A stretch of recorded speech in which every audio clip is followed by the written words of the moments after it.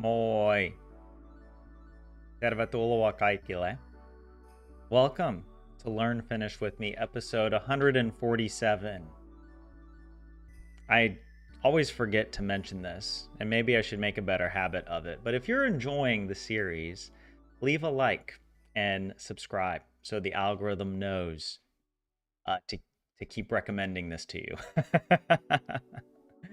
If you enjoy watching an American monolingual man attempt to learn the most difficult language on planet Earth, you're in the right place, okay? Because it's tough.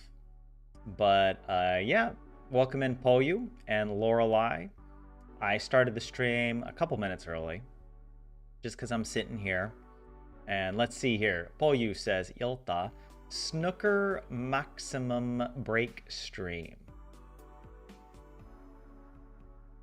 I mean, snooker is a game that you play like with billiards, right? What is snooker maximum? Are you playing snooker and taking a break, or are you watching people play it professionally? I assume. Also, there's a word in English called snookered. And it means to like get trapped or something. Or at least that's the way we used it as kids. Snookered. In a situation where the cue ball position is such that one cannot directly hit the required object ball. Yeah. In a difficult situation. But yeah, I don't know. Maybe you're watching it. Maybe there's a Premier League of snooker happening right now. And Lorelei, you're saying moi campassani asunnossani. You're saying in my apartment. I don't know what campa means, but we'll get there. On vuorotellen todella kuuma ja todella kylmä. Something. Oops, I pulled. Just pulled on my headphone. Like, I don't know. Something. I don't know what vuorotellen means, but something is very hot and very cold. Tai sitten vikka on minussa. Or then, what does vikka mean? Vikka. I should know that. Does that? Why do I think it means an error? But error is like virhe, right? I don't know. Vika. Vika on minussa is in the negatives. Something is in the negatives. Well, we made a good faith effort, Lorelei, to translate, but we will now ask for the assistance of computer technology. What did people do before computers? Did they actually have to learn to speak Finnish? I mean, good lord. My room, campassani, is alternately on vuorotellen. I think that's alternately vuorotellen. Really hot and really cold. Or is it my fault? Vika, it's not error, it means fault. Or then the fault is on me, on minussa. So it has nothing to do with minus degrees. That was a valiant guess on my part.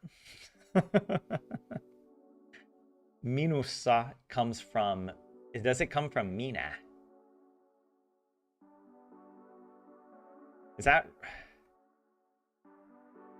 that like the official way you would write it, or is that a puhekieli way of saying it? Minussa in Finnish, it is the inessive singular of mina. Pysy minussa. Stick to me. Mina. The personal... Wait, what was it? It said the inessive singular. The inessive. Yeah, oops. Okay, yeah, it goes mina, minun, minua, minut, minussa, minusta, minun, minulla. This is the one you see a lot. Minulla. Of course, the third person ones as well. But I think of that as a totally different word. Minulle. I don't think I've ever seen Minuna. What about Minuksi? That's weird. But yeah, anyways, welcome in Helion and JF. Good to see you here. Let's see. Helion says, oh yeah, and JF, yeah, we did start a bit early. Don't worry, you haven't missed anything. I just started the stream. Just felt like turning it on since I was sitting here waiting. But Helion says in Finnish, hei, kerankin kutakuinkin ajoissa linjoilla.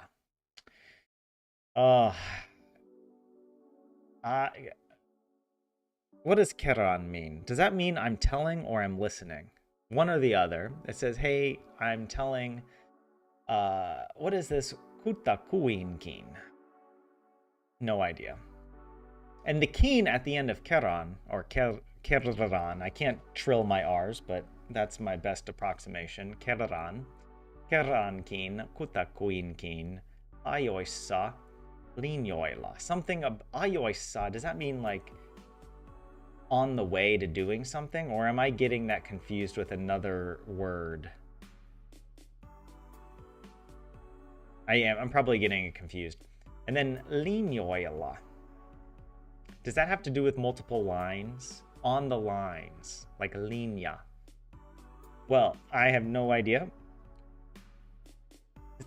what you said, but let me try. Hey, for once I'm almost on time online.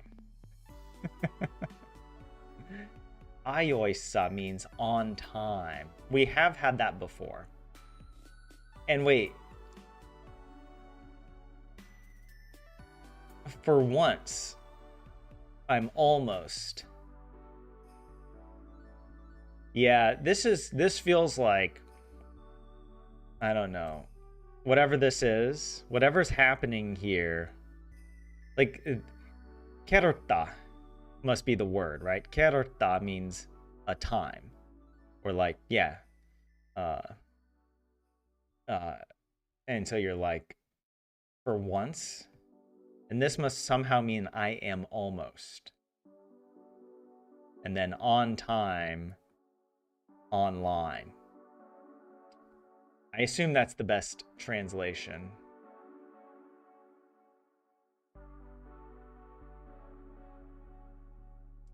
But yeah. But yeah, wait. Hey, Poyu, welcome in. Good to see you. Or I said hi to you already. You were the first person in chat. 147 is the maximum amount of points one can make in snooker break. I will be honest, I do not know the first thing about snooker. How is it different from a regular game of billiards? Actually, hold on. Let's see if Wiktionary will give us the explanation of snooker.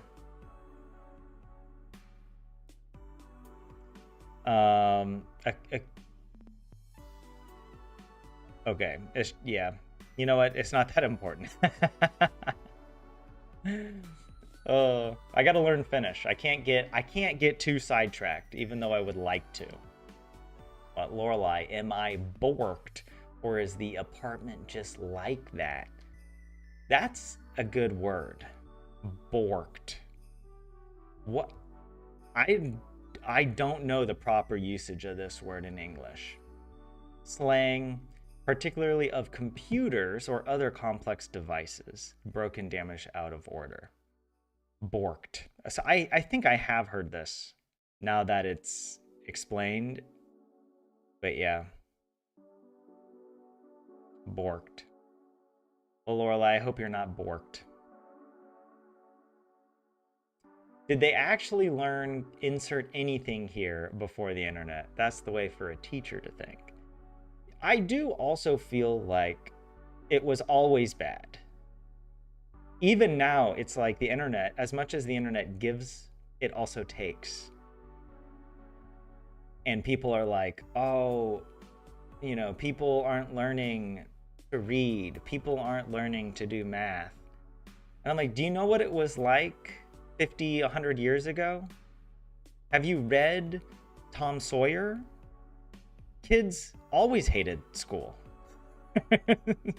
In some ways, it was even worse because it was like kids could, kids could skip school more effectively back then.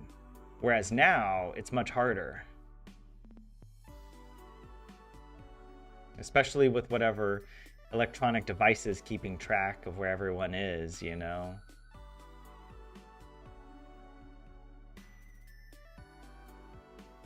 That's the other thing I've noticed, because it's like, oh, ChatGPT, no one's going to learn how to write. I was an English teacher before ChatGPT, and people didn't learn to write then either. It was always a small subset of students who really wanted to learn and who applied themselves to do it. Now, to be fair, the majority of students would like attend, you know, it would depend on maybe the class or the school or whatever, right? But like, you know, I don't know. It was always bad, is what I'm trying to say. There was never a golden era. We were always dumb. Myself included. Actually, today I kind of just had this thought that I want to read about physics and chemistry and computer science and other things that, like, I know I'm weird in this way. I enjoy reading textbooks. Like a university textbook on physics is an entertaining afternoon for me. All right, like I enjoy that. Sue me, all right? That's so. I was reviewing a little bit today, or reading. I don't know, a little. I didn't have too much time to like properly study or do anything, but you know. But it's like in the back of my head, I'm like, you know, maybe I should actually do like work through some of these problem sets. That'd probably be good for my brain, just to be able to do calculus again. Like I probably would enjoy that. We did Borked during an earlier stream. Thank you, Lorelei. I do remember now. But you know what? In one ear, out the other. All right, that's the. And snooker, strategically the most sophisticated of these kinds of games. Ah, okay. 50 years ago was the 70s. And hey Vlad, welcome in. No, I'm not ranting about AI. I'm ranting kind of about people ranting about AI. Or not so much AI, but just people ranting about the human species getting dumber. And I'm like, we were always dumb. That's my take. It was always bad. But hold on, there was another sentence here by Lorelei. I'm gonna try and read this, and maybe there's a correction in here. Puheliniat or puhelinlangat laula ja taivaalla loistaku. So these are lyrics from a song. Something about a phone line. The phone lines sing, and in the sky or in heaven, something, the moon loistas, whatever that is. Okay, let's take a look. The telephone lines sing and the moon shines in the sky. I thought the word for shining is paista. Like the sun shines. Aurinko paista. Yeah. And hey, 27, welcome in. Good to see you as well. Now we know who not to invite to a party. You're only just now realizing this, 27? I distinctly remember in high school, like, really enjoying physics. In 10th grade, I took the physics class that was for like the seniors, But I couldn't. I had to take like the dumb physics class, uh, and very few of the. I was in 10th grade, and so there were 12th graders, and I enjoyed it so much. I read the entire textbook just in my free time. And then the physics teacher was also the basketball coach, and he was not a very hands-on teacher. I won't go so far. I won't say he was a bad teacher. He was more of an absent teacher. And so he would literally leave class during class. Okay, maybe he was a bad teacher, but he would leave to go like do some basketball stuff. And which also is kind of circumspect. Why was he doing basketball coaching in the middle of the school day? I don't know. Whatever the case was, he would leave class and he would put on the board, here's, guys, work on these problems. And then I would get up and walk around the class and help all of the 12th graders. Because none of them read the book, or I shouldn't say none. And they weren't dumb, but they had intentionally taken the dumb physics class their 12th grade year. I don't know. It wasn't really a dumb class, but the point is that I took it upon myself to teach the other students. It was actually a lot of fun. I really enjoyed physics. And yeah, I feel like I need to get back into it. There's so much about the world that is just so marvelous. And the fact that the best scientific explanations we have are also kind of like brain breaking, right? It's almost like, especially the further down you go to the quantum level, the more you think, if you think you understand it, you probably don't, or you're probably misunderstanding it in some way, because it defies normal, I don't know, macroscopic logic. But anyways, look, that's a rant and a ramble that I'm going to try and avoid, because look, this is Learn Finnish with me, Tyler edition. I mean, does anyone else do this? Have I cornered the market? Is this my niche? The Learn Finnish with me market? All 8 of you? No, other people probably do it just in a more entertaining way, I'm sure. Oh my god. But yeah, the sun doesn't loista, but other light can. What? What does that mean? Paista generally means to fry something. To shine, bake, roast, or fry. Paista. So you're saying that the sun is like baking in the sky? What is this? Aurinko lettuja paistaa, as we used to say as kids. What is lettuja? Is that lettuce? Salati is lettuce. Salati is lettuce, but not salad. Now that's confusing to me. How did that happen? The sun is shining on pancakes.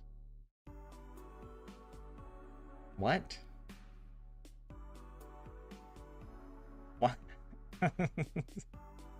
This sounds like something Finnish people would say. They would say this kind of nonsense. Aurinko paistaa because the sun is so hot. Okay, yeah, we probably have words like this. We would say like the sun is blazing.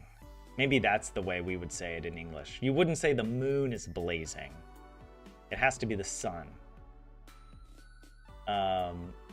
Yeah, the moon is cold, so kuuloista. Kuuloista.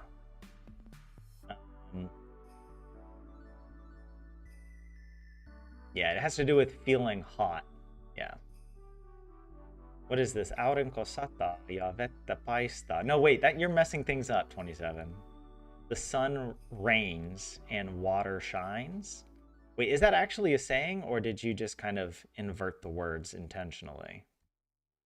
Right, the sun is shining and the water is pouring. No, I think Google Translate is like, no, you messed up. Yeah, look, it changed it. It edited your original work. Can't even trust Google Translate.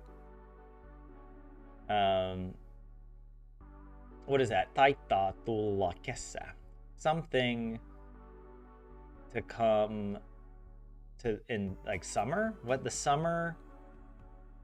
The summer does something. Summer is coming. What does taita mean? And then it gives this kesä on tulossa. Learn Finnish, and here I was thinking that I attended the weekly Tyler Rants stream. Well, it can't be helped. So you get the best of both worlds, Helion. That is the, I don't know, the double value experience I provide here. The sun is frying pancakes. Oh, it's not just that it's shining on the pancakes, it's literally frying the pancakes. I mean, you can do that. I know in Texas it gets so hot that you can like cook food on the asphalt. Yeah, lettu is a pancake or a crepe. Aurinko paistaa ja vettä sataa, taitaa tulla kesä. Oh, those are words from a song. Ah, okay. The sun is shining and the water is raining and summer is coming. Something like that. It's starting to look like summer. That's kind of what it means. Yeah. The summer might be coming is what it's a better translation. Summer might be coming. Not here currently. Okay. Well, are we gonna do some Selko uutiset? I feel like we should practice a little bit. We got to do our listening comprehension, and I will update. I will pause and let you guys know kind of what I understand or what I think I understand as we go along. Let's see if I can understand this. Rakennuspallot. Building balls. What is that? What is a building ball? Palo. Am I getting that? Am I getting it confused? There's another word like, or is it building pieces like pala? Like a piece of cake. Um, how do you? Yeah, palo, not palo. Oh, a fire. Ah, okay.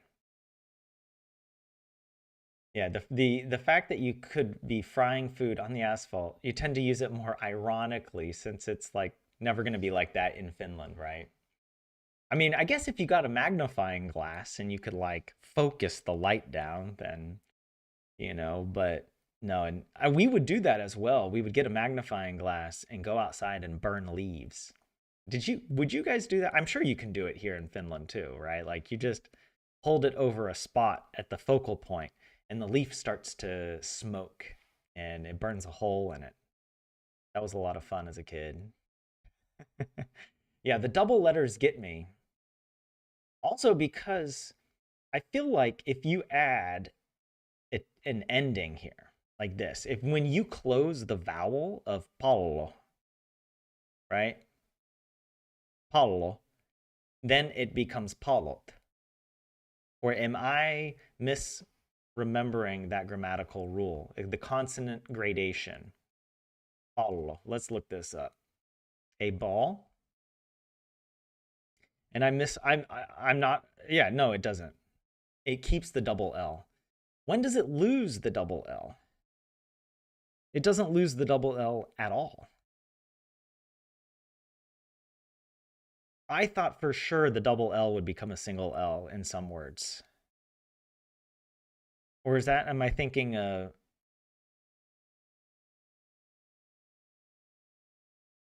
on, I'm gonna look up another word like papu in Finnish, right? A bean. Yeah, look at this. Papu becomes pavut. It has the PV gradation.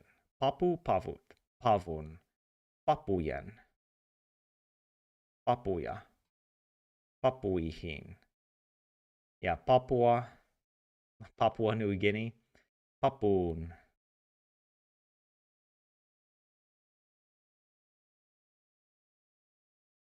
Got myself in some trouble as a kid with the magnifying glass, 27.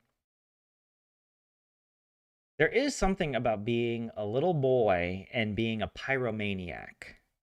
Like what was it about being a kid?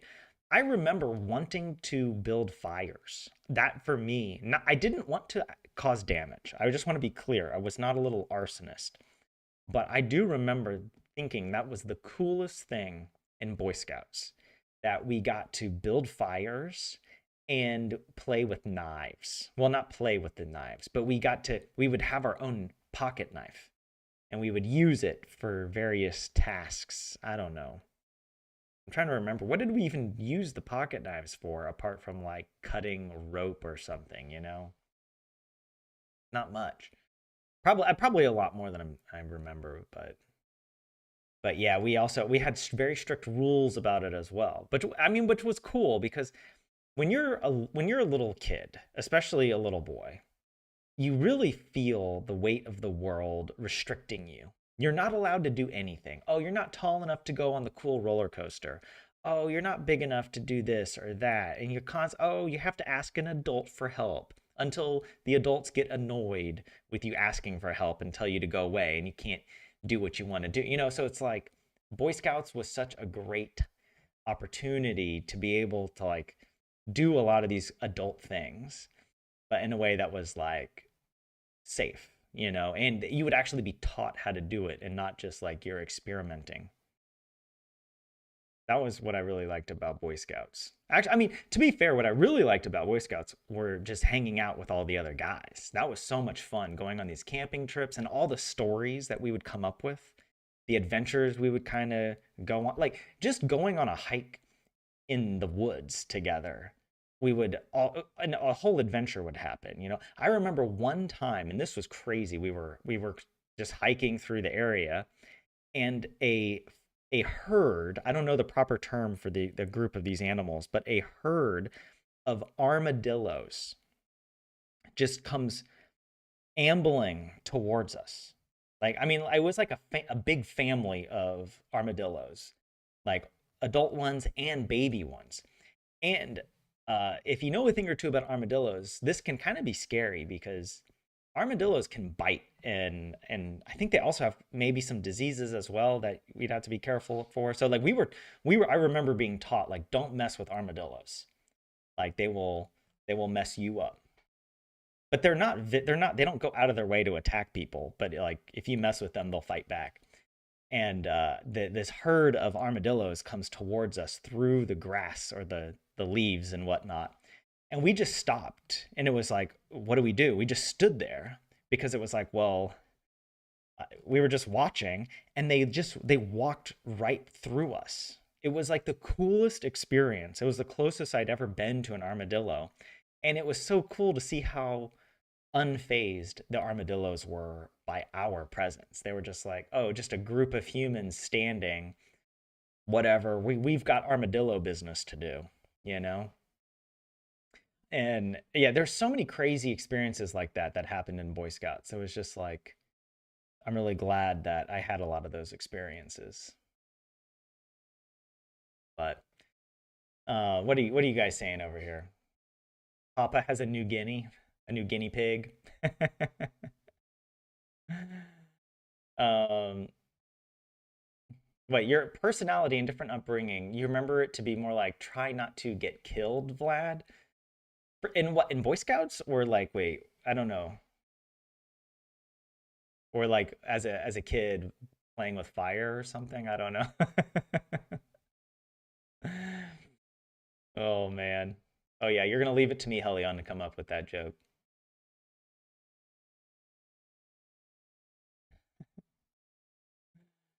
In life in general as a kid. Oh yeah, the adults were just like, try not to get killed. Just, you know, yeah. But it was also, I think I also did have quite a bit of freedom, I suppose. In our neighborhood, it was so nice to be able to run around and play with the other kids in the neighborhood. That's another thing I'm really glad that I had other kids my age in the same neighborhood, and we had so much fun playing sports and building forts. That was crazy. A lot of a lot of fun. But yeah. Hey Mirabelle, what's up? Welcome in. The moon can only reflect light from the sun, not produce light like the sun. So yeah, it produces a softer, cooler light. So you say, um, what was the word for it? Loita or something like that. I already forgot. Uh, loista. Thank you. Yeah. Anyways, so we are one word into the news, and we're already 30 minutes into the stream. So that should show you how things go. The rate of progress is glacial. But I'm also enjoying seeing what you guys say in chat, and you guys are teaching me as well, so it should count for something. Loista ja loittone. Loittone is another way of saying it.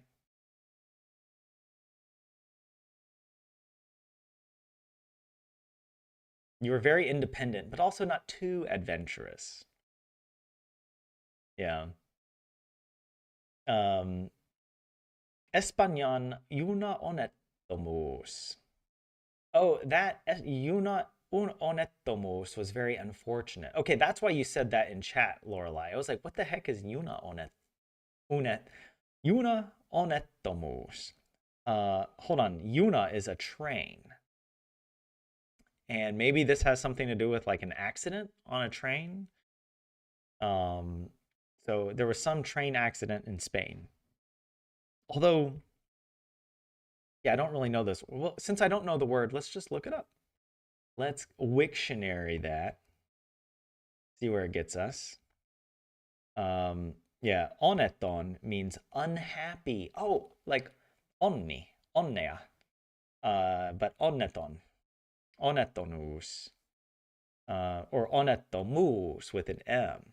All right, you gotta think of an unfortunate moose out there, and that look, that's how you learn Finnish. You got to use analogies. Um, although there's like 1,000 words in English that end with moose, so good luck.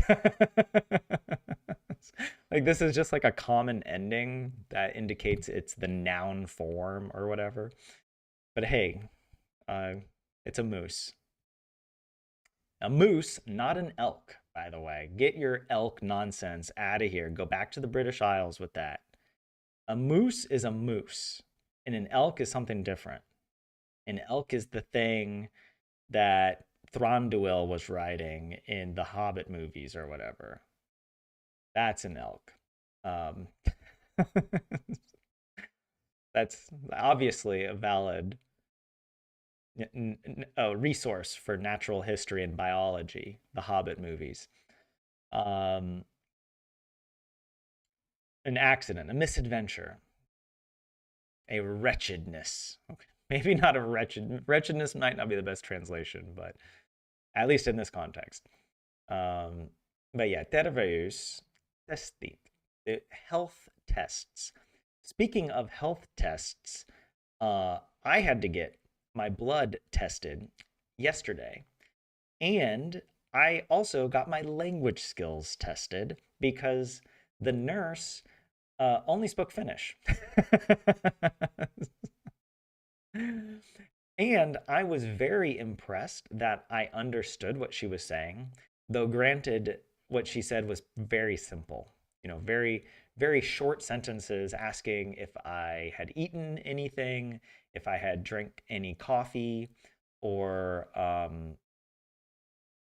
she asked me to say my personal identification number, Henkilötunnus. Um, and there was something else I can't remember, but oh, she also said the word verikoe. So like that means a blood test. So I did ask her if she spoke English, and she was like, not very well. That's what she said. And when she said that, I was like, oh, this is going to be awkward because, and there were points where she was speaking to me in Finnish, and I just had no idea. I had no idea. I was like, I was thinking to myself, she could have just said that she's going to take all my blood until I pass out and die. And I wouldn't know. I would just let it happen. Oh, yeah. But there you go. And I got to use my Finnish, or at least I could understand and respond yes and no to things, but I couldn't really form sentences. But yeah, anyways, hold on. Do check what loitone means. They're not the same thing. But sorry, wait. Loitota. Loitota. Loitota. To move away, to recede. So wait, why does the moon move away? I mean, it's orbiting the Earth at a pretty fixed distance, right? I mean, I'm sure maybe it has like what is the word for this? Not a perfectly circular orb, like an elliptical orbit, right? But I don't know. Maybe does it mean that it's like why would you say that the moon is moving away? That doesn't make any sense. I guess technically when like the it's the Earth rotating away from the moon. So we are moving away.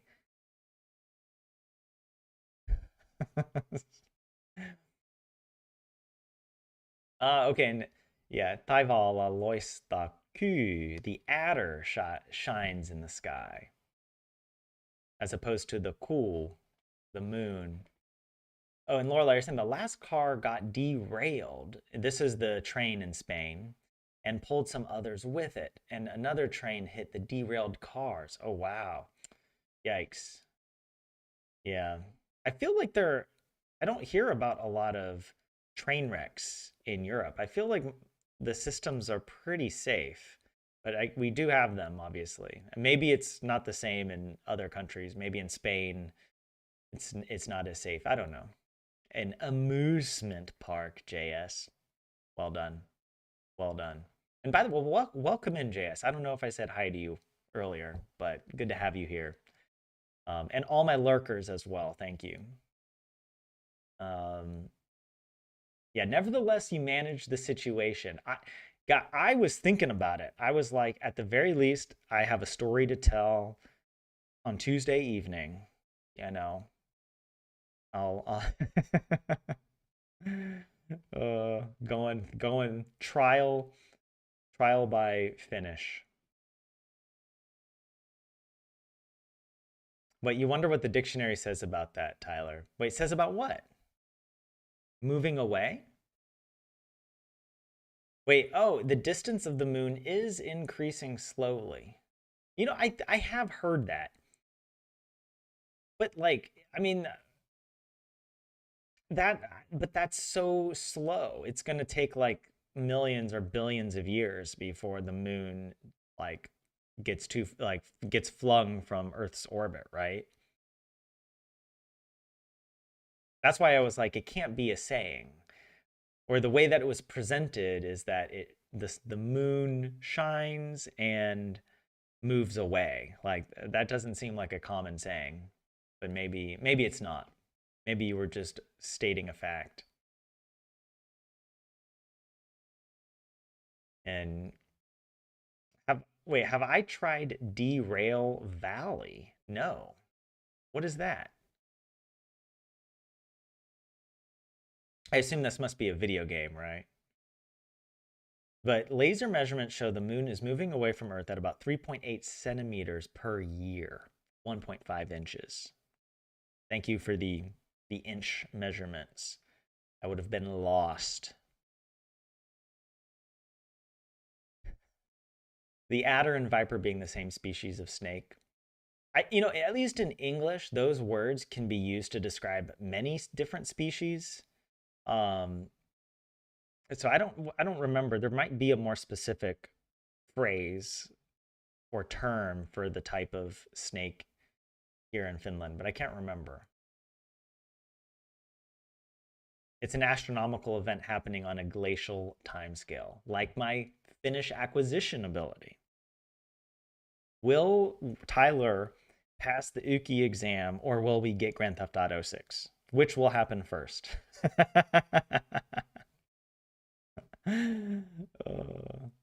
Okay, yeah. And JS, you're saying it wasn't a common saying, it was just a riff on the first saying of loista because the words are so similar. Um, yeah, I was taking it more that it was like a common way of describing the moon. So, yeah. All right, let us watch the news. And I'm turning off the subtitles so it's a pure raw dog listening experience. How do you say raw dog in Finnish? Actually, don't tell me that in Finnish. I don't want to know. Kielellä hyvää päivää. Aluksi tulipaloista. Suomessa on paljon rakennuspaloja, jotka hyvä rakentaminen voi estää. Ylen MOT-toimitus selvitti, että tällaisia tulipaloja on ollut tällä vuosikymmenellä melkein 300. Tamperelainen Minna menetti luhtitalon palossa lähes kaiken vuonna 2022. Jäljelle jäivät vain valokuvat ja ompelukone. Tutkimus kertoi, että rakennuksen palo-osastointi petti nopeasti. Siksi tuli pääsi nopeasti koko ullakolle. Palo-osastoinnin pitää rajata tulipalo ja savu tiettyyn osaan rakennusta. Palo-osastojen puutteet ovat yleisiä. Aiemmin huoneistojen erilliset palo-osastot eivät olleet pakollisia. Hyvä rakentaminen estää tulipalon leviämisen. Vain tulitikkuaskin kokoinen reikä palo-osastossa saa palon leviämään naapuriin. Okay, I first of all just want to say this felt like a much more difficult Selko Uutiset program. She was talking much faster than they normally talk. I felt like we were going double speed. And I only understood a little bit. I understood that there was an investigation or that they were investigating. Was it selvitti? Something like that. And tutkimus, which is like the research or the report. And it was talking about whatever the causes of the fire. And something about the building. Huh. Yeah, no, that was really difficult. Let's go back, actually. I'm going to turn the text back on. And I'll watch it again and maybe pause a little bit so I can read. But yeah.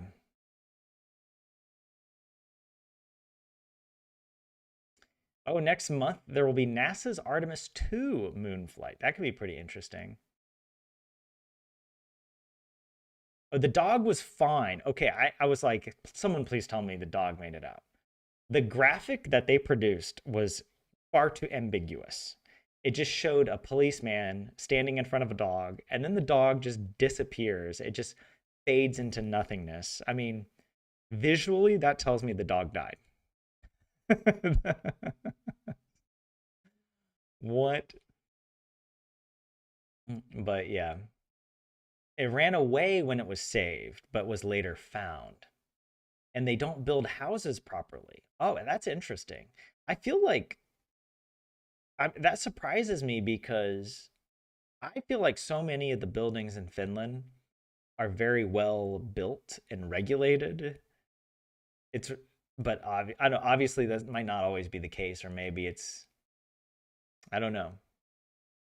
But so there was a fault with the way things were built rather than just that this was a freak accident or something. You saw a fire like that, Helion, 10 years ago? Oh, they were not up to code fire bricks. Ah, okay. Suomessa on paljon rakennuspaloja, jotka hyvä rakentaminen voi Estää. I heard estää, and I'm like, oh, I forgot what that means. But yeah, in Finland, there are a lot of building fires. Oh, okay. I thought we were talking about just one building fire, but maybe it is just about one, but whatever. She's introducing the topic and she's mentioning that, yeah, there are a lot of building fires, jotka hyvä rakentaminen voi estää, which good building or construction can avoid. Is that what estää means? Rakentaminen means like the construction or constructing. Like the ing ending is what I think of when I see the aminen ending on a rakentaa. Rakentaminen. Rakennus. All right, let's continue. estää. Ylen MOT-toimitus selvitti, Yeah, selvitti. That's what I was. That is like Yle's MOT toimitus. What is a toimitus? A work something? A or like toimi is like work. Toimitus is like a working group. I don't know. But whatever, they investigated, selvitti, or they reported on it, I guess, että tällaisia tuulipaloja, that their, what is a tuulipaloja? A wind fire? Or is it a fire? Because I know tuli can mean like wind or fire, maybe on depending on how you spell it. Like if it's like tuli versus tuli. I think tuli is fire. Fires. What is a fire?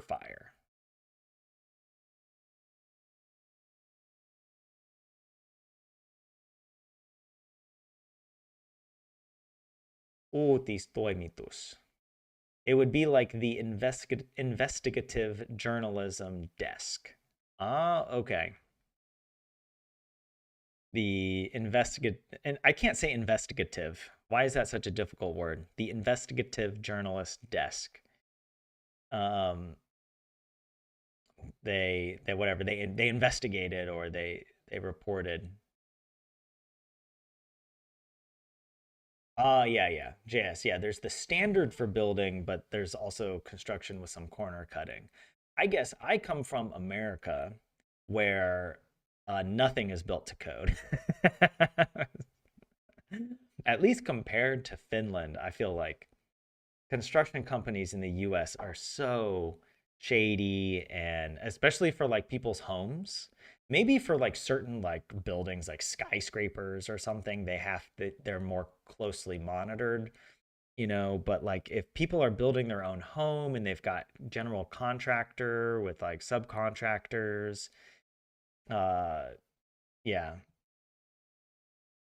and it's relying on like super cheap labor, like a lot of the people aren't trained. They're just yeah. So it depends, but I do know there's so much corner cutting in the US. It's a fire. Yeah. Yeah, Thule with two U's is wind. So I did remember that. I did remember that correctly. Um uh Tällainen means like this. Like this fire.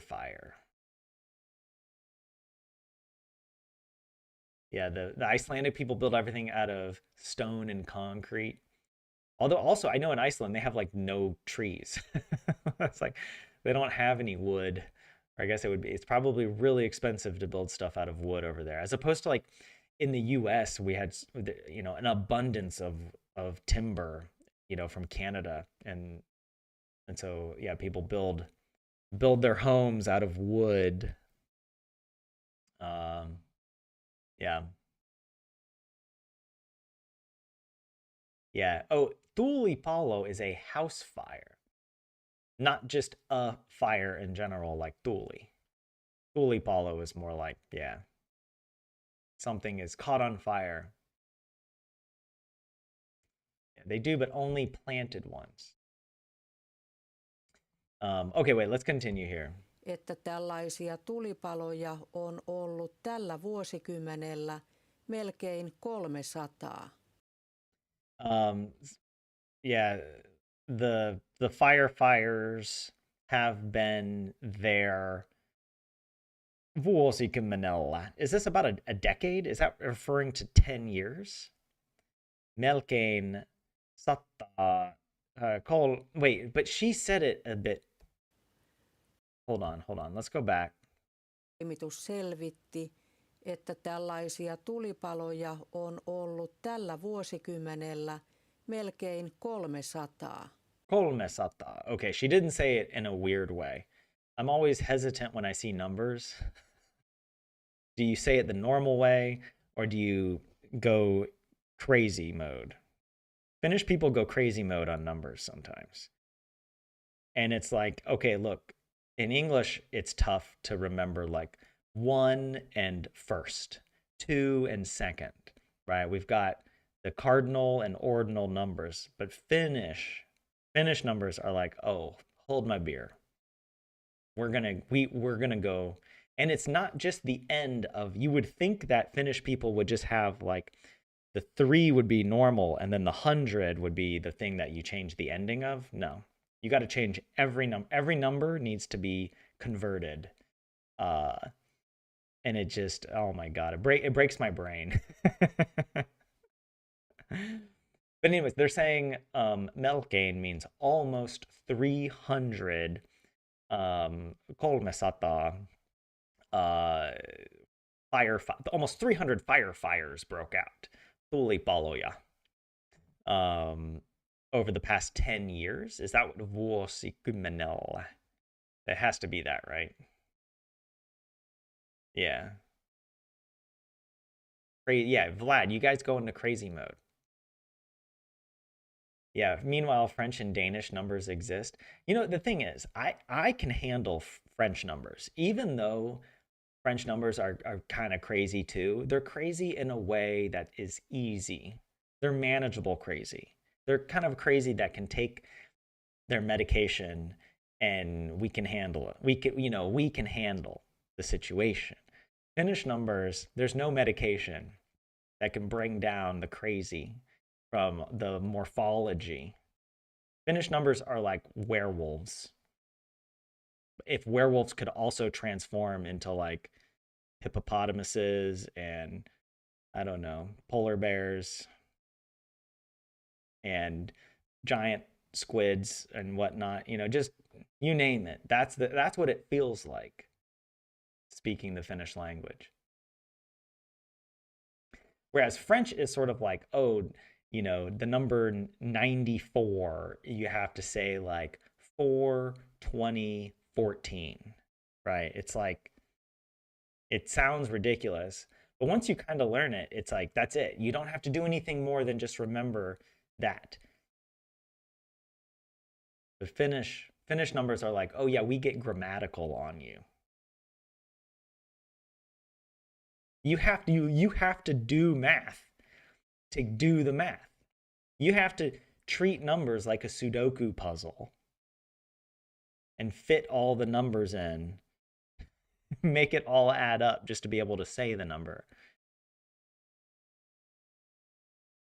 What? You're just to type that Tyler should be lucky we don't do what French and Danes do. I learned the French way. I learned French, and I can vouch that it is not as bad as Finnish.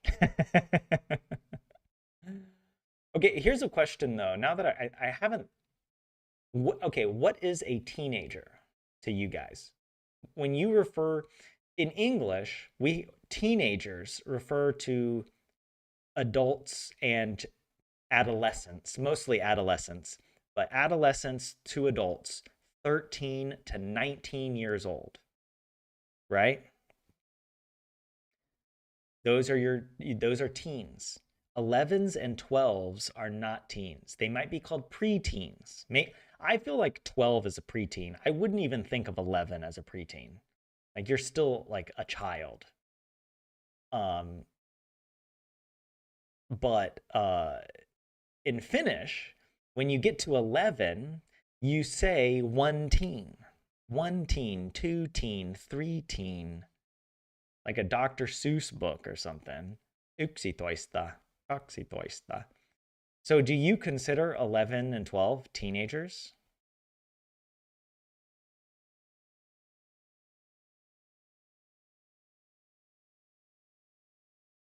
Oh, there's another channel, Helion. You're talking about, wait, Mike Fortin's Why Other Countries Laugh at American Homes. Yeah, no, I mean, that sounds pretty interesting. I am very interested in stuff like this about how things get built and like, yeah, just how anything is built, how anything is made. It just fascinates me endlessly that we've built machines to make things or that we've come up with these techniques of doing really technical things that make our lives much easier or maybe much worse depending on the thing. Um but yeah, yeah, the American there it yeah, there's I was thinking of another YouTube channel, but I can't remember what it's called. But he does really good architecture videos like this, and he talks specifically about this timber frame that they would make, that they would use these like not nails, but these like metal sheets with metal sticking out, and they could make these huge frames that enabled the McMansion. It enabled people to live in homes with very high ceilings and to feel like they're the upper middle class, you know. Um, but yeah, but then there's so many social problems and public transportation problems, or there's a lack of public transportation because of the sprawl and everything. And I don't know, not so much the sprawl, just the lack of I don't know civic commitment to anything that would be publicly supported. It's a tragedy of the commons, I suppose. So wait, Vlad, you're saying 14 to 19. What? So you would not include a 13-year-old as a teenager. For sure, I would include 13 as a teenager. That's 13. There are three types of people in the world: those who are good at math and those who aren't. Good enough, 27. Thank you. The 11-year-old in Friends family is definitely preteen, is what you're saying, JS. And Helion, you'd struggle to think an 18-year-old as a teen, even though technically it is, but they're also already an adult. Well, see, I think of being a teenager as like a category that encompasses and is separate from whether you are an adolescent or an adult. Uh, you're a teenager still when you're 19 because I always thought it was the linguistic definition, right? Any of the numbers that have teen at the end, you are a teenager. You are of the age of the teens. Like I am in my 30s. I don't know. I am a 30s ager. um, Soon to be in my 40s. Time is accelerating. But hold, okay, wait. I'm looking at some other stuff. You think the concept of teenage, teini, so there is a word for this in Finnish, teini, is fairly new one and not connected to Finnish numbering customs. And yeah, after all, we don't use toistaikäiset, toist, toist, toistaikäiset. That's how you would say teenager if it were connected to the numbering. but it's not. You use the like English term, but you Finnish size it uh, from teen to teini. A well inside the house is both creepy and handy. I can't decide which one is more accurate for me. What? Is there if that's a joke, I am not intelligent enough to understand it. Well, but anyways, Juha, hey, welcome in. Good to see you. What is this? Onnistuuko opiskelu? Um, wait, what does onnistuu mean? Success? Doesn't that mean like, are you, is the i- is the studying succeeding? That sounds very clumsy in English, but I think that's kind of what it means. And yes, yeah, we are succeeding. We are absolutely. We're having fun. Most importantly, have fun. Whatever it is you're doing in life, just try to have fun with it. And yeah, we are learning some Finnish. There are also 10 types of people in the world, those who know binary and those who don't.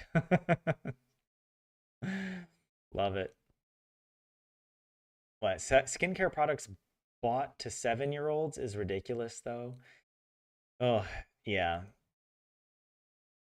And JF, how you understand Finnish numbers above 10 is that they mean 11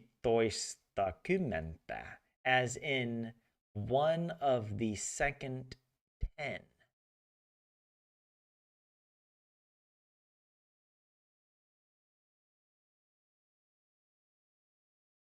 Because it's like 30.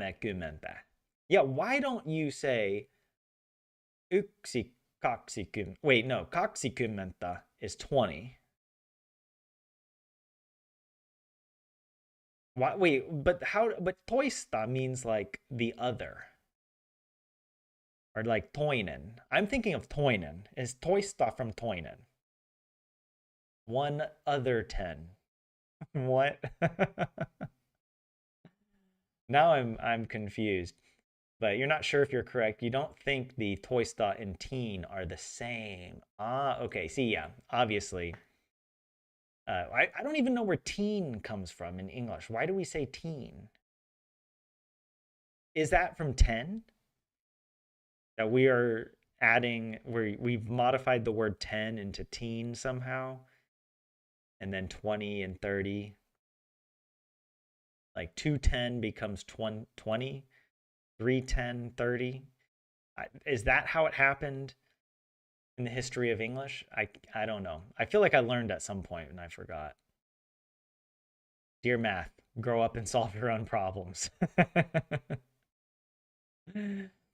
12.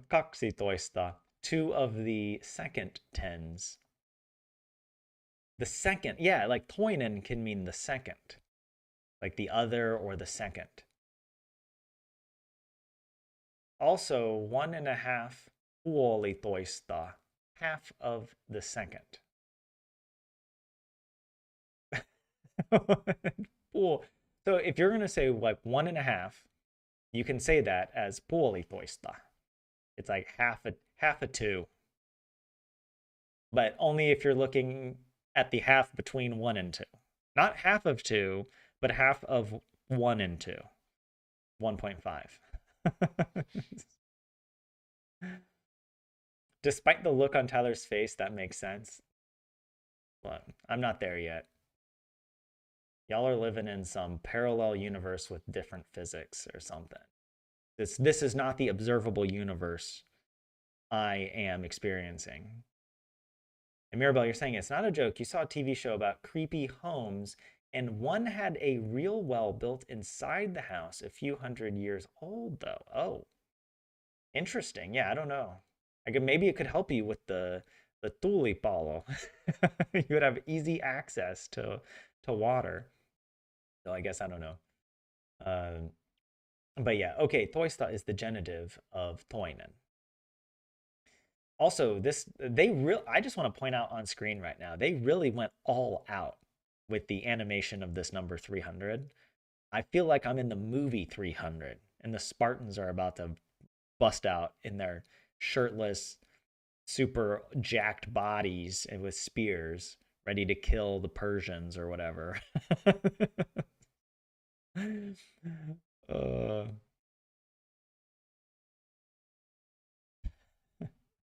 but in an old-timey way, you can say kolmatta kymmentä or neljättä kymmentä. One plus half of the other. But the word forming element makes cardinal numbers from 13 to 19, meaning 10 more than. From Old English, tene, tiene. From Proto-Germanic, tekkunis. What is that? But Edom Online, that's what it says of teen. Your math teacher called you average. How mean. That was a good one. A lot of good math jokes out there. But yeah, hey, Helion. All right, well, thanks for dropping by. You got to get back to the missus. Yeah. Well, I hope you have a good evening with the missus. Speak some Finnish. Speak some Finnish on my behalf since I'm not speaking it here. Hey, you know what? Maybe we need to flip the script. Right, I've been doing way too much learning. We're almost 150 episodes in. It's about time you guys do some of the work. That's all I'm saying. Why don't you guys set a timer and speak Finnish only for 15 minutes? Yeah. Then that'll teach you guys. uh, but okay, wait, hold on. I said we were going to continue actually learning, so let's do this. Tamperelainen Minna menetti luhtitalon palossa lähes kaiken. You know, hold on.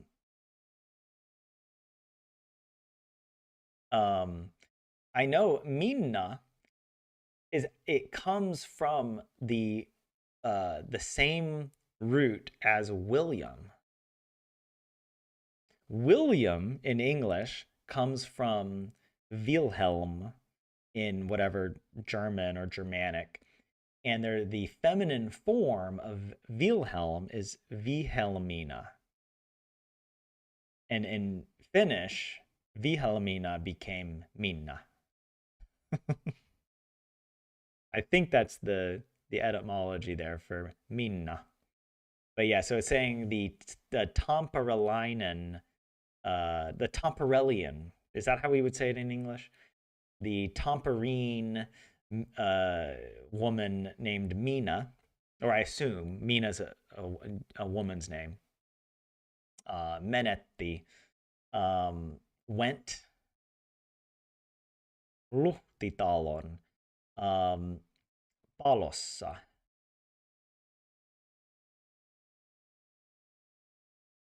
Well, I know a luhtitalo is a very specific type of house.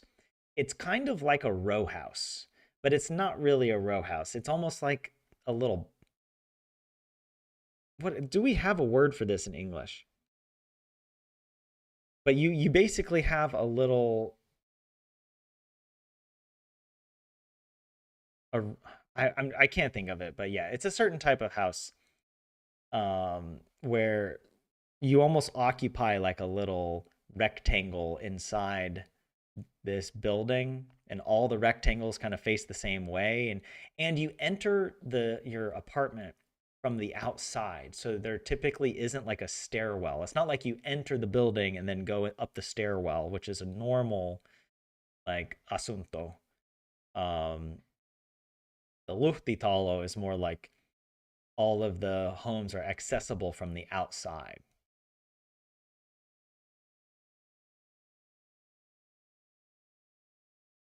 Yeah, it's a type of house. Yeah, well, yeah. Tyler teaches us Finnish. Exactly, Juha. Yeah. You guys, oh, I've been trying, but you guys are not learning. All right. I just have to get real and level with y'all, as the teacher. I've been telling you to speak Finnish and you guys keep telling me I'm wrong, and I think that's a little bit disrespectful. you I've been trying to simplify the Finnish language. I've been trying to make this easier for y'all, but y'all just keep coming up with insane linguistic gymnastics that you insist on performing, and I'm like, "Oh my gosh."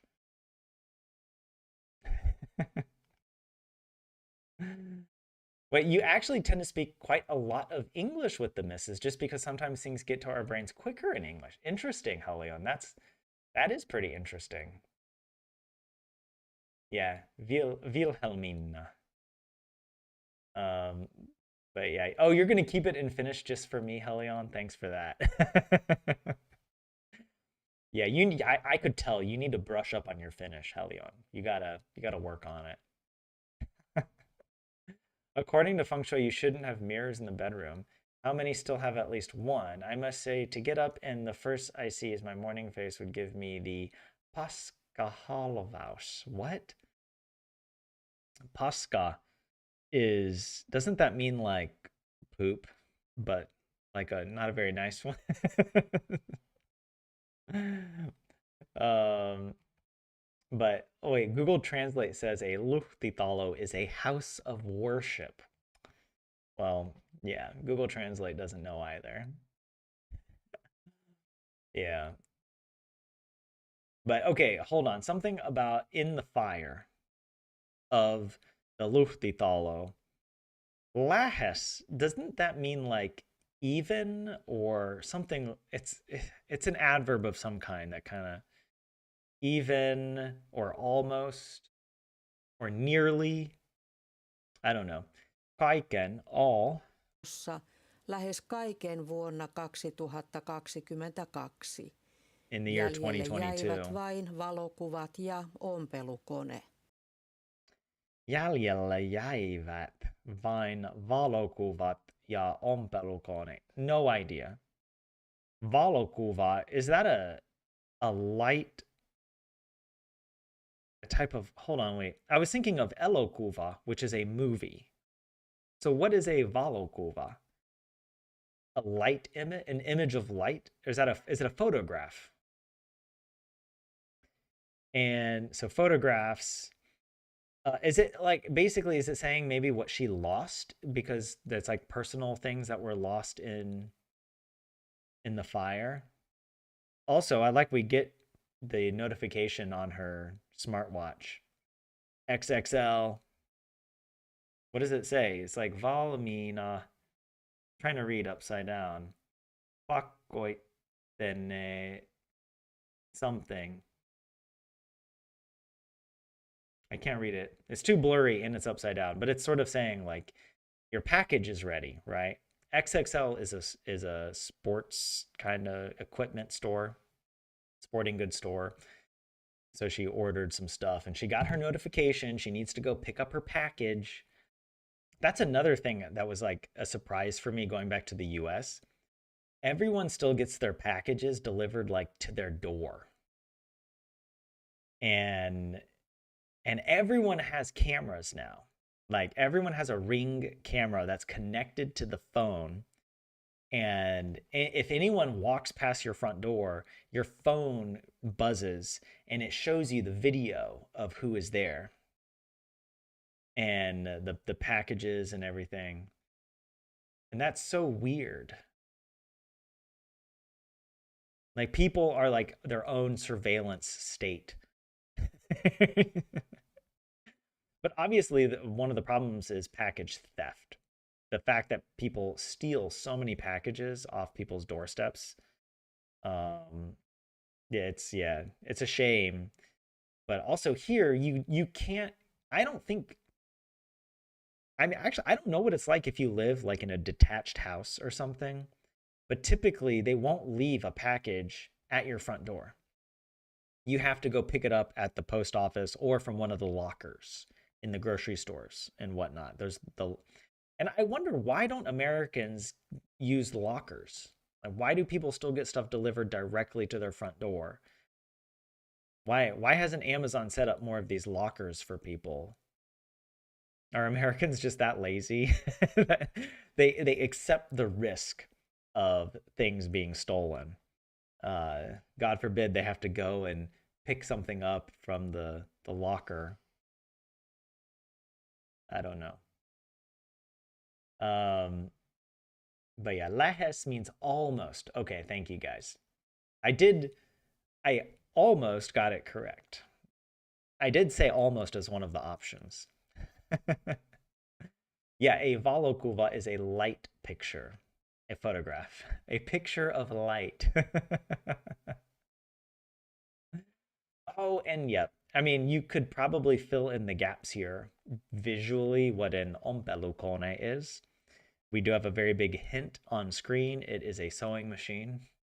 I mean, kone means machine, so that's not hard to then guess. Ompelu probably has to do with sewing. And they're saying that she lost everything except an album and her sewing machine. Yeah, it'd be terrible to lose so many things like that.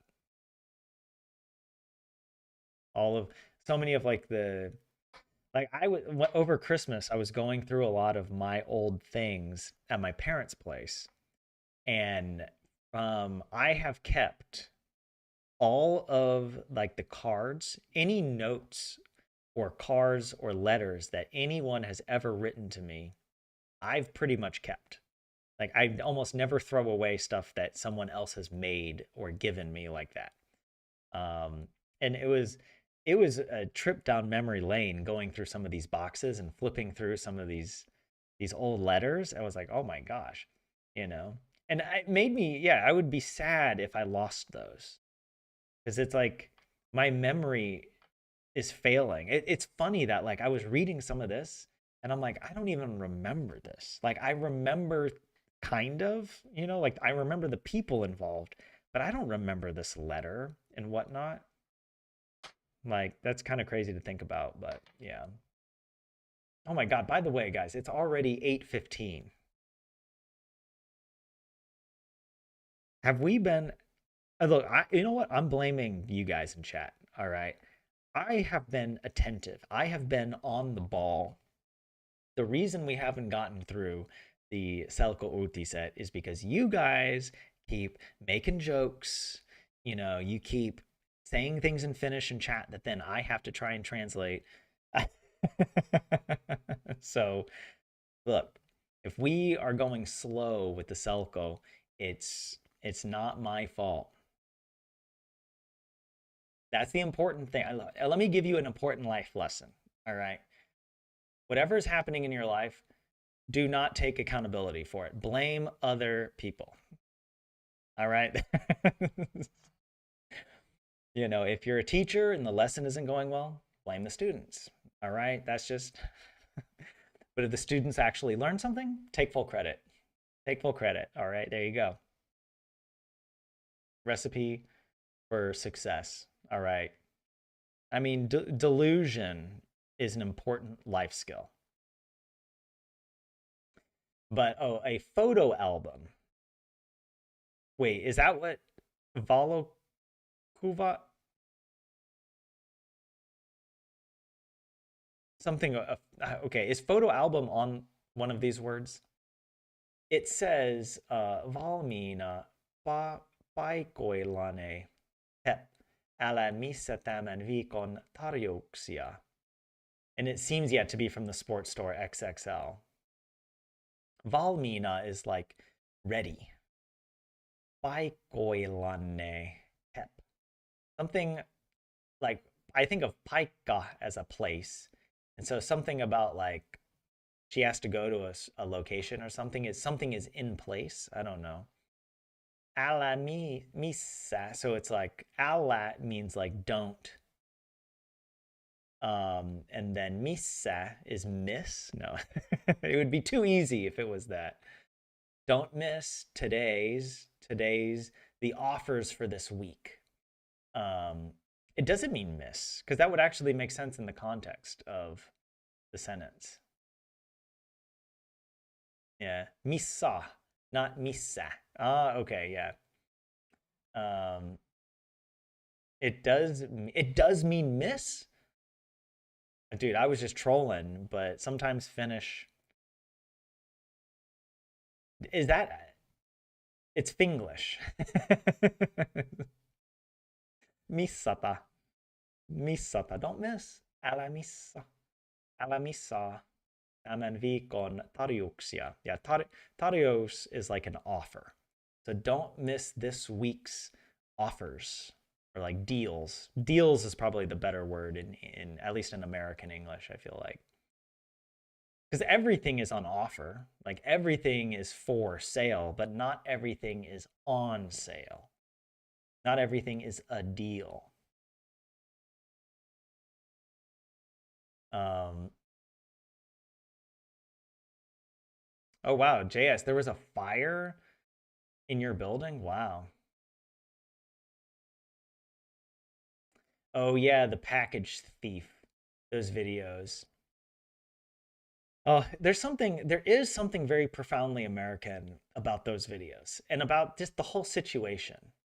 That instead of a better enforcement and regulatory environment, Americans will do anything, right? That I don't want to say like that. It's almost like there's this kind of not, I don't know, vigilante, taking matters into your own hands kind of, right? We can't trust the government to protect us from crime. So we have to invent these elaborate package bomb machine, glitter bombs and stink bombs to teach thieves a lesson. And and on top of this, the fact that it's being made for entertainment, right? That this here's this video and it's like it's Mark Rober, right? So it's like this educational science video, but also like, oh, we're going to make a positive difference, which in theory, yes, right? I'm not against that. But there's just something about it that's like such a superficial and minimal, almost meaningless, uh, ineffectual solution. But it's also a very visual solution that gets millions of views but makes no changes. Like, the underlying system is still the same, and you know millions of packages are being stolen. Yeah, and so yeah, there's something about it that it's not that like Mark Rober's a vigilante, or that the people doing this don't think the government should do more, but it's just sort of like the government doesn't do more, and there isn't enough of like a civic, I don't know, sense of outrage, or like I don't people are outraged, but they don't think that, oh, maybe if we if we entrust the government, the thing that we all vote democratically and like work together and trust, maybe we should like put a rule together through that organization. No, we have to keep government small. We have to let the free market take care of everything. All right. It's like, oh my god, there's a free market for crime. It's not my fault. Oh yeah, it's not my fault that I rant, Lorelai. It's all of y'all's fault, okay? For being here, for being a captive audience, and also kind of encouraging a little bit. uh, um, yeah, the porch thieves. Your sister had a package stolen from the hallway. Ah, she told the courier to leave it there as she wasn't home at the time. Ah, so it has happened, I guess. Your sister's here in Finland, right? And it was left in front of her door and someone took it. That's the first time I've heard of that happening here in Finland. But yeah, no, like if I order a package online, I have to select a delivery option. And there's no delivery option that says, oh yeah, we'll just drop it off at your door. It's not even an option.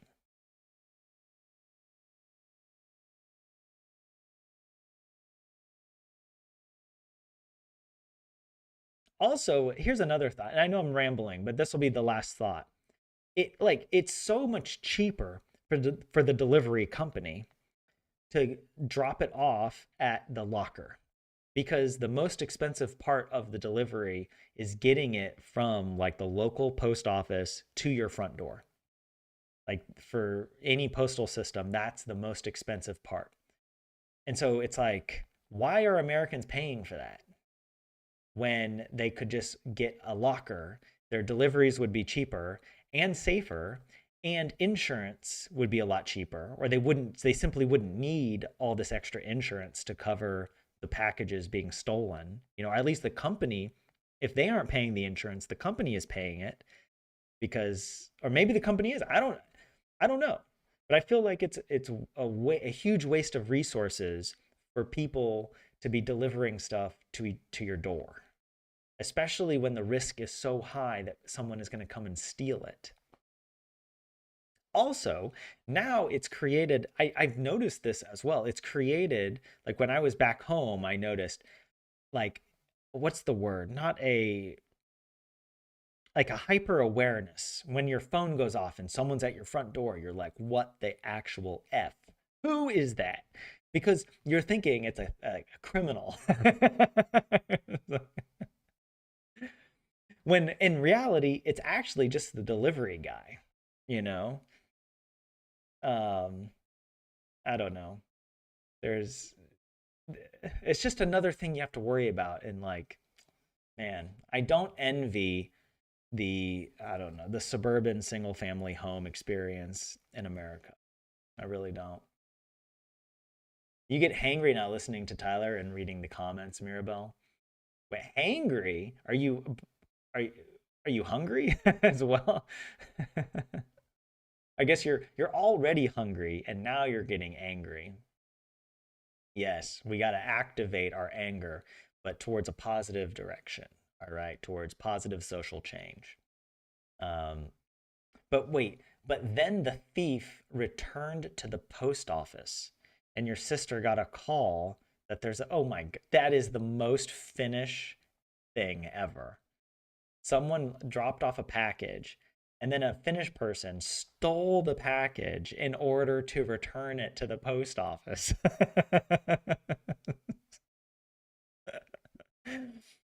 Oh, it's like the nicest thievery of all time. Like they're doing a favor. They think they're doing you a favor by like, I don't know, protecting the package or returning it to the correct location.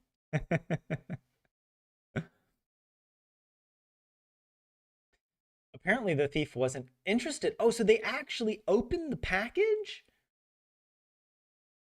They opened it and they were like, "Nah, I don't want this, but I still feel like I should go and give it to the post office." What? How does that happen? That is so strange. Americans wouldn't like the locker system because of inconvenience compared to home delivery. Also, in Finland, the postage workers can't be paid as little as in the US. Actually, that's another thing in the US.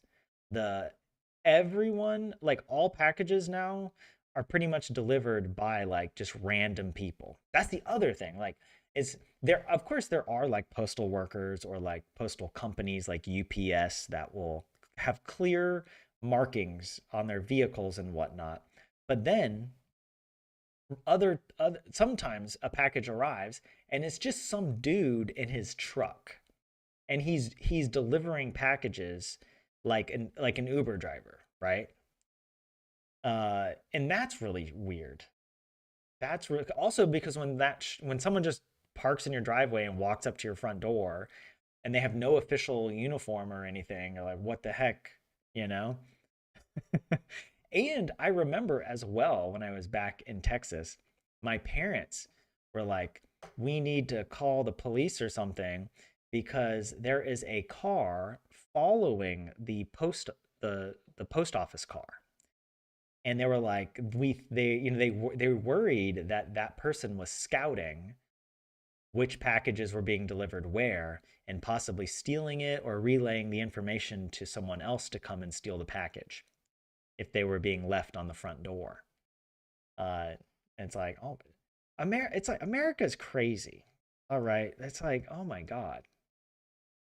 I And I will admit, I don't remember it being that bad when I lived there. Like, it's become a Grand Theft Auto parody of itself. Okay, hold on, give me a second. I need a short break.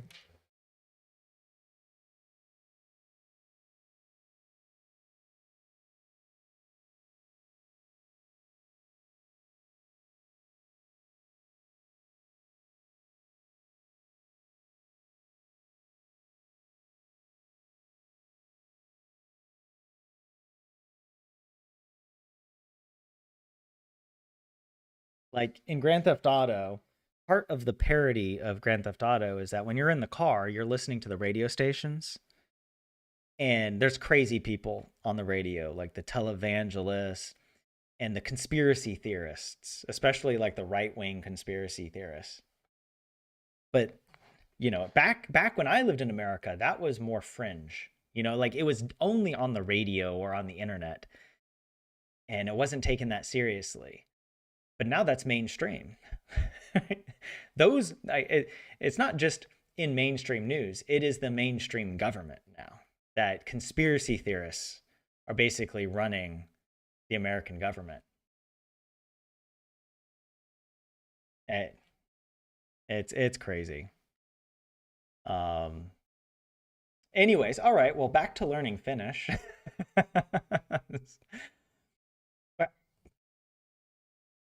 Can you guys imagine if they made a GTA Helsinki? I would love that. But it couldn't be called Helsinki because all the names of the cities have to be slightly different. GTA Vice City. What would Helsinki be? GTA Virtue City.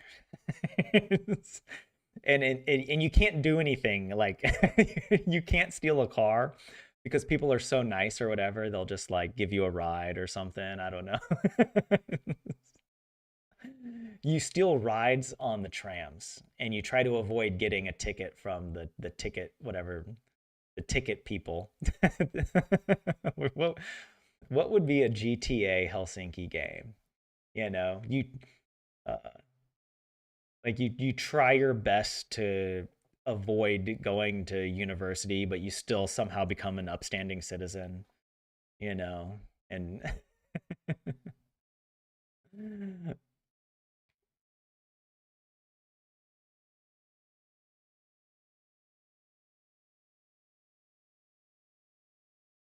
is US crazy? Or are they just desperate because the folk are poor? Uh, I don't really know actually when it comes to people stealing packages. Obviously, I do think the economics plays a large part, but there could also be kind of just like I don't want to say cultural because I don't think there's any one culture, but it sort of becomes so like maybe like a subculture of some kind where people start to feel that it's acceptable because the system is so unfair. Like why shouldn't they get their slice, etc. Right? The way that people justify the crime um, is tough. Yeah, I don't really know, but I do think that if there were a better welfare system in America, we probably would see a lot less crime, or I think at least with stealing packages and whatnot. Uh, but I'm not really sure. Yeah, but what my opinion on Fotzer Vadelma crunchy chocolate bar. But yeah, okay, Lorelai, you mentioned I'm vegan. So yeah, I haven't tried that particular chocolate. And a lot of Fotzer chocolate has milk in it, so I don't eat it. But I'm trying to think of what is I do like there's like I do like dark chocolate. That's typically what I'll have. And especially there's like a pistachio dark chocolate at S Market I really like. That's the stuff. That's the stuff. Um, GTA Stadi. That's what it would be called. Stadi.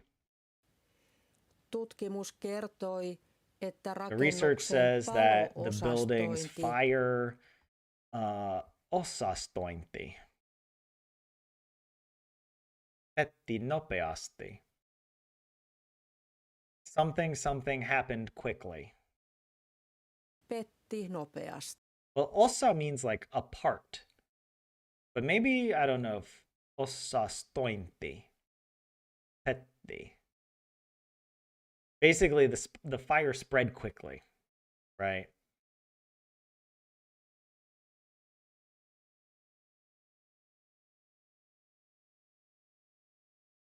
GTA Monse in Tampere.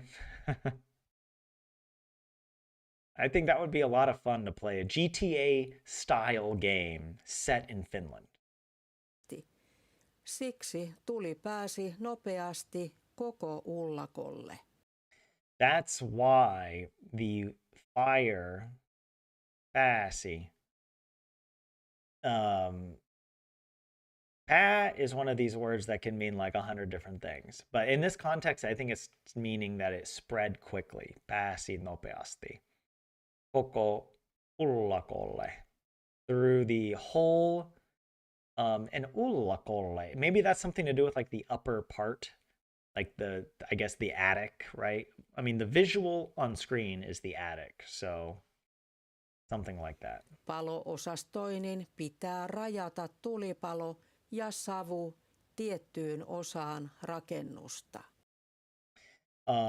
What is something pitää means it like must or needs or should. Rajata.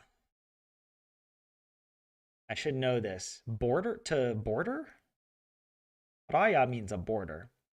Rajata maybe means like it should border or it should guard the fire.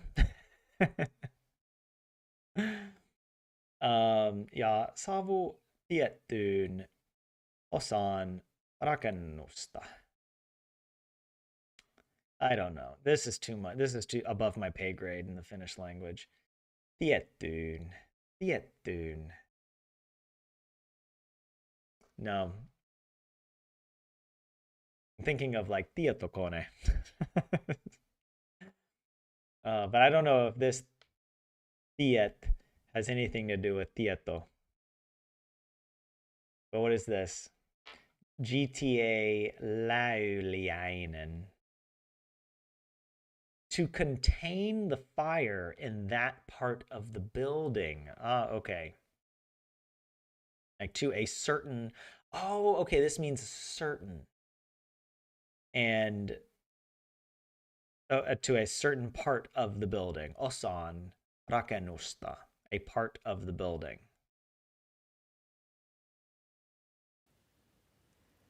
Palo-osastojen puutteet ovat yleisiä.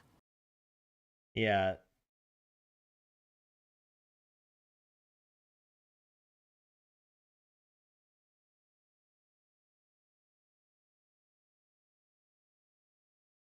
What? The fire partition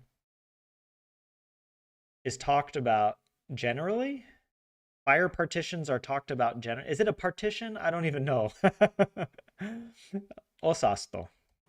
Aiemmin huoneistojen erilliset palo-osastot eivät olleet pakollisia. Something about earlier. Aiemmin, right? Does that mean earlier? Huoneistojen. Something about the rooms? Huone. But I don't know what this isto is doing in there, so... Erilliset. Does this have to do with like different or diverse? Erilliset. Palo-osastot. Fire partitions? I think partition's the right word, I'm just guessing. Eivät olet pakollisia. Is this what you guys were telling me about how they were not up to code? Like the way it was constructed was not done properly. Hyvä rakentaminen estää tulipalon leviämisen. Yeah, good construction prevents this means the spread, right? leviamisen, the spread of the fire. I like calling it a fire. It doesn't make sense in English, but it should be a thing now in English. I mean, it could be a thing. We do have this concept in English of reduplication, where if you say a word twice, it adds a special meaning to it. It's not just a fire, it's a fire, right? Vain tulitikkuaskin kokoinen reikä palo-osastossa saa palon leviämään naapuriin. Yeah, something about the fire going to the neighbors. But maybe let's take a quick look. I'm going to read it in English really quickly. First, about fires. There are many building fires in Finland that can be prevented by good construction. Yeah, in Finland, there are many building fires that good construction can prevent. Also, what happened? Oh, yeah, I'm going to put the music back on background.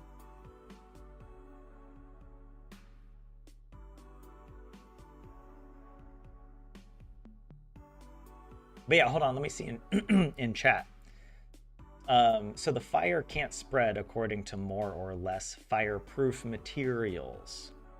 And puute is a lack of. Erillinen means separate, not obligatory. Oh, and Helion, welcome back. And sorry to say that you failed already during the car ride home. Probably switched to English about half a dozen times. Come on.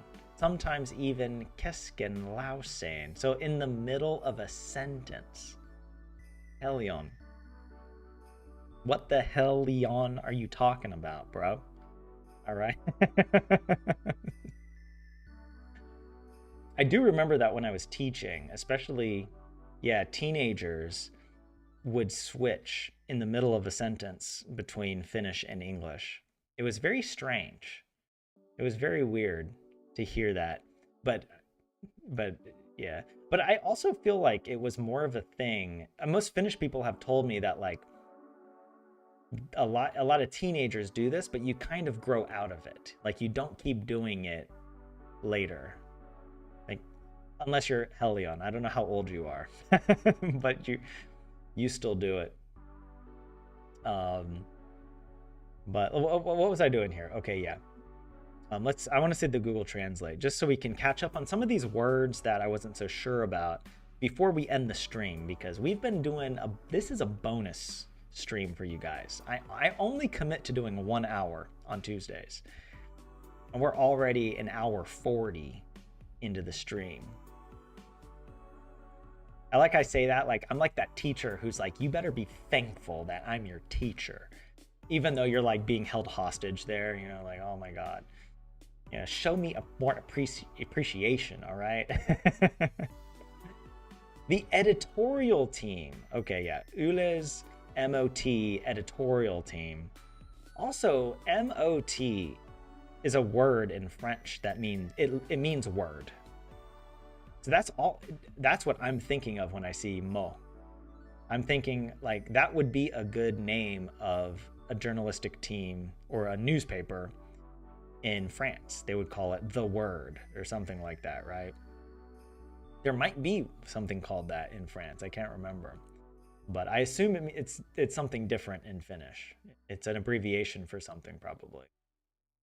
Yeah, they are full of it because you're not a teenager in your mental age. No. No house of worship here, even though it's the same Google Translate. But in context, the Google can translate maybe a little bit better. And MOT stands for Mikä oli todistettavaa. What was... I don't remember todistettavaa. The British Ministry of Transport. Wow, you guys get the British Ministry of Transport all the way out here to investigate fires? House fires? That's really impressive. They must cost a fortune. But QED, No, I don't know actually. What does that mean? Is that a dictionary of some kind? QED. Quod erat demonstrandum. So it's like a Latin phrase, but I don't know actually what that doesn't help me. Anyways, okay, wait, hold on. Yle's editorial team found that there have been almost 300 such fires this decade. Tällä vuosikymmenellä, this decade, melkein 300 tulipaloja on ollut, right? Nearly 300 house fires have happened this decade.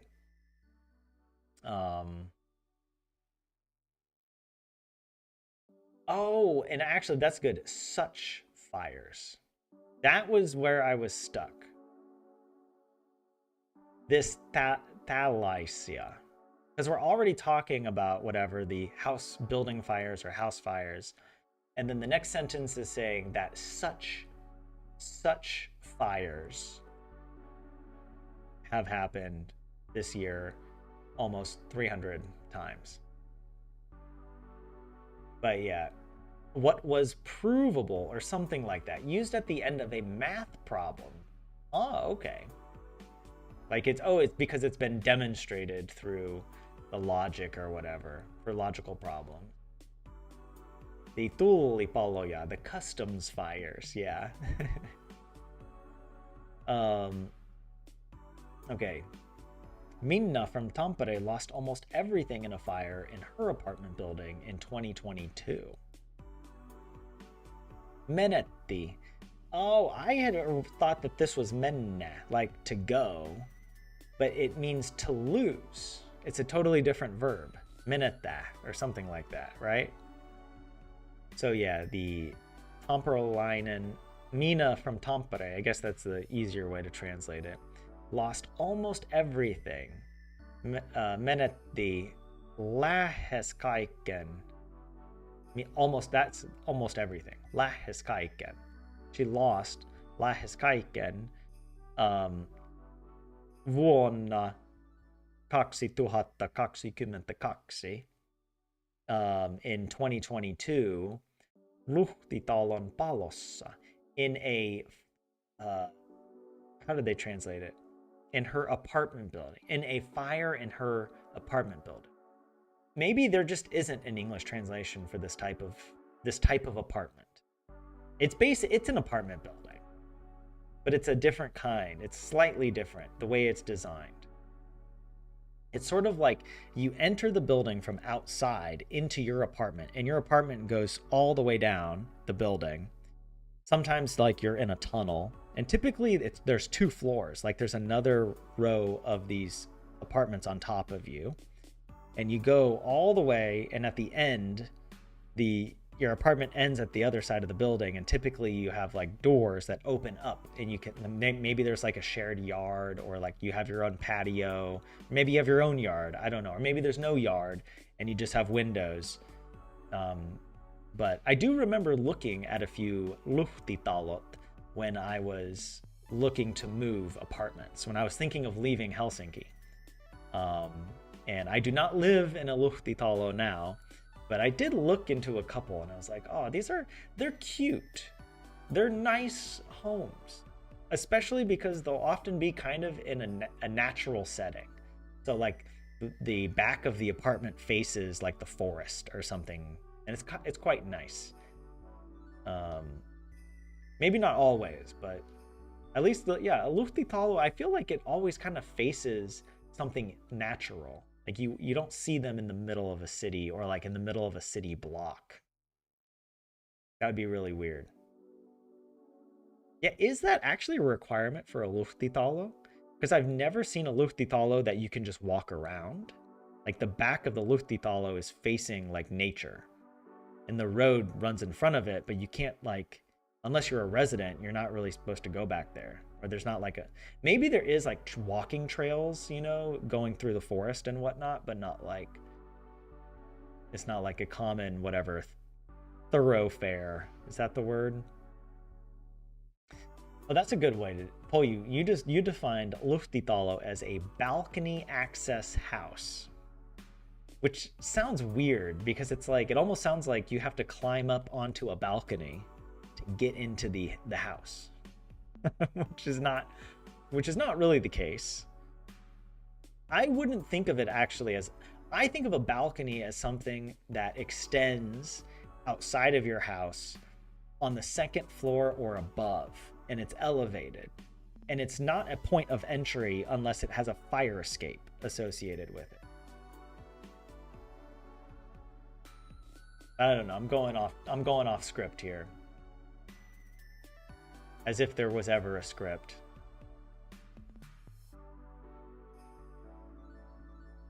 Yeah, a row house on multiple levels with the staircases outside. Yeah. Yeah, that's probably the best way to describe it.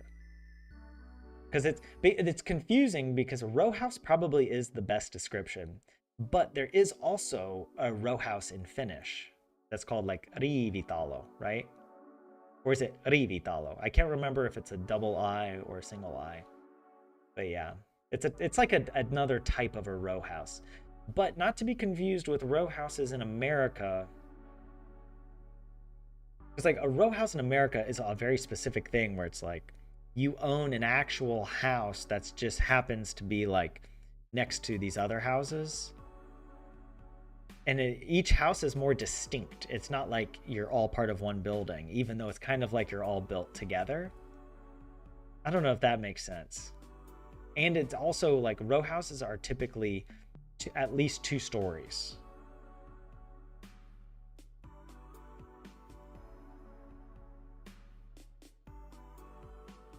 Yeah. Okay, where was I? All that remained were photographs in a sewing machine. Jäljelle jäivät. To remain. Jäät, right? There's something like that. So jäivät. All that remained vain valokuvat ja ompelukone. All that remained were the photos and a sewing machine. But the jäljelle, that's interesting. I don't really know. The investigation revealed that the building's fire compartmentation. Okay, I don't feel so bad for not knowing that word. Compartmentation system. The building's fire compartmentation system failed quickly. That sounds like something Finnish people would talk about. Like, that sounds like something Finnish dudes would talk about casually. They're like, oh yeah, I'm updating the home's fire compartmentation system this summer. Like, what the? What is that? Tutkimus kertoi, että rakennuksen palo-osastointi petti nopeasti. Wait, yeah, the investigation revealed tutkimus kertoi that the building's fire compartmentation.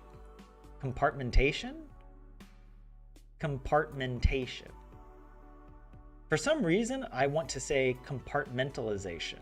The compartmentalization. But I guess that's a different thing. Compartmentation. To compartmentalize. To compartmentate. What's the difference between compartmentating and compartmentalizing? Think about it. Man. Yeah, English can be tough sometimes, all right? But yeah, the compartmentation system failed quickly. Petti nopeasti. Ah, okay. Yeah, I was a little confused about, was it the fire spreading quickly? But no, it's this system, the compartmentation system, failed quickly. But But yeah, you have a row house where both floors of the row house belong to a single apartment. Yeah, so I guess it is like in the US. Whereas the luhtitalo, yeah, maybe that's also it. A luhtitalo, to my knowledge, is always one floor. Or can you get a luhtitalo that has the second floor, like almost like a row house?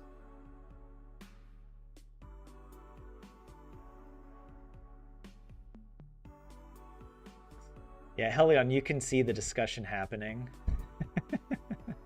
People talking about their fire compartmentation systems.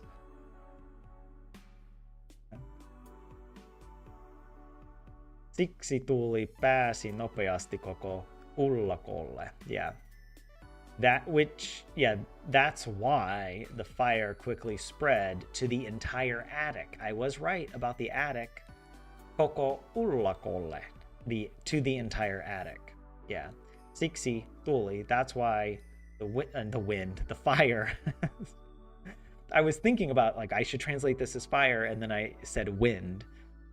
I don't know, my brain farted. All right. It's almost 9 p.m. by the way, and I'm still doing this. That's why the fire spread quickly to the entire attic. A rowing boat too, you assume, Mirabelle. Wait, you can't easily upgrade those fire breaks as they're so integral to the construction. Recently, there was a news article about that.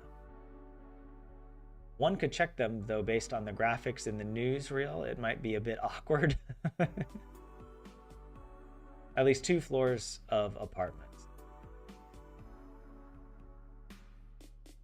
Oh, in your mind, JS, a luhtitalo is always 2 floors.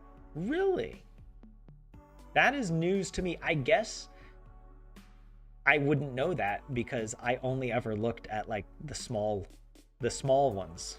That would be good for just one person, you know? So 1 floor would have been enough for me. Why would you have a second door on the second floor? If you have 3 floors, but all the staircases outside, is it still a luhtitalo? Or is it already a kerrostalo? What if you bought all the luhtitalos in one building? What would it be then? And you're the single resident in all of them, and you build doors like between them, like in hotels. Is that a thing here in Finland in hotels? I remember, at least in America, there were hotel rooms with doors set like between your room and the neighbor. Like the neighboring hotel room there would be a door between you. Which, looking back on it, is really weird. That was a really weird decision. So you would sometimes be in a room with strangers in the room next to you, but you would have a door between you. We might have been able. No, I think it was always locked in a way, or like you couldn't, I don't know. That would have been kind of creepy.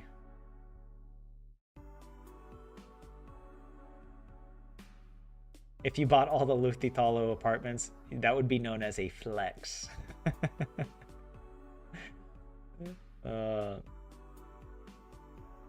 Yeah. The apartments are 1 floor, 1st floor and 2nd floor. What? They're 1 floor? That's 2 stories. That's 2 floors. You literally just enumerated 2 floors, and now you're saying you're trying to. What sort of weird Finnish mathematics are you applying? It's a 2-story building.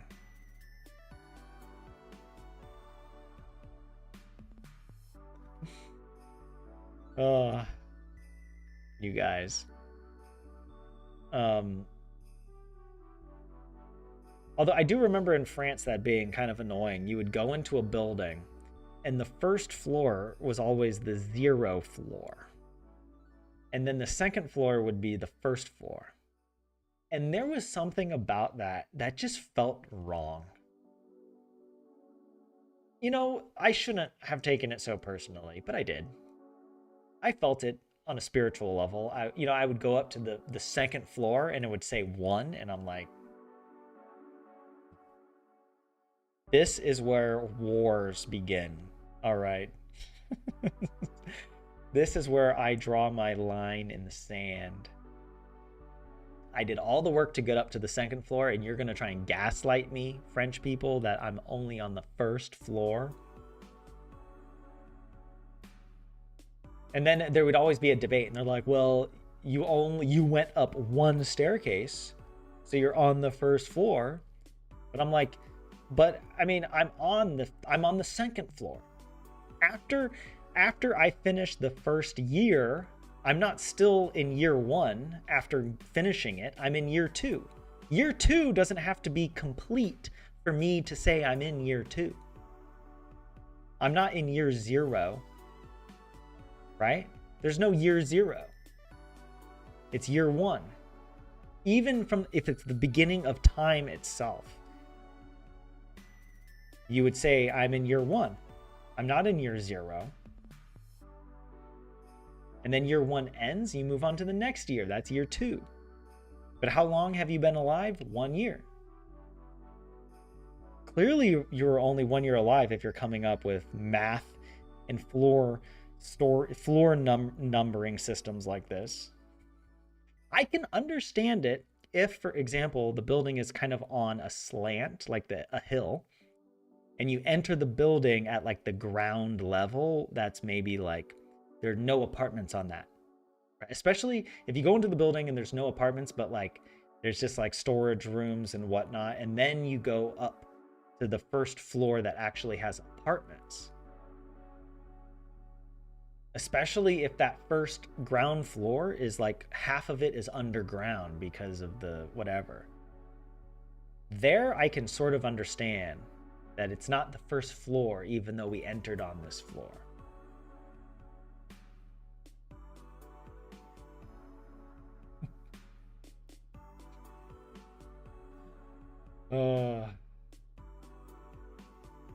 In your building, the floor numbers are weird too. The bottom floor on the ground level. Then there's floor 1 above it. And you're on floor 5, but it's basically floor 6. But JS, the ground floor has storage, washing machines, and other such stuff. And the apartments start above it. I can sort of understand that. I can that at least is excusable. But if you have an apartment and you're on floor 0, get out. You live in a storage closet, all right? I hate to break the news to you, but you do not live in a real home. You are not a real person either. You know why? Because you're a 0 person. What do you if someone is if you have a 0 apartment, then your apartment doesn't exist, because anything multiplied by 0 is 0. So that's math. God, my brain is so dead. I'm gonna have to end the stream.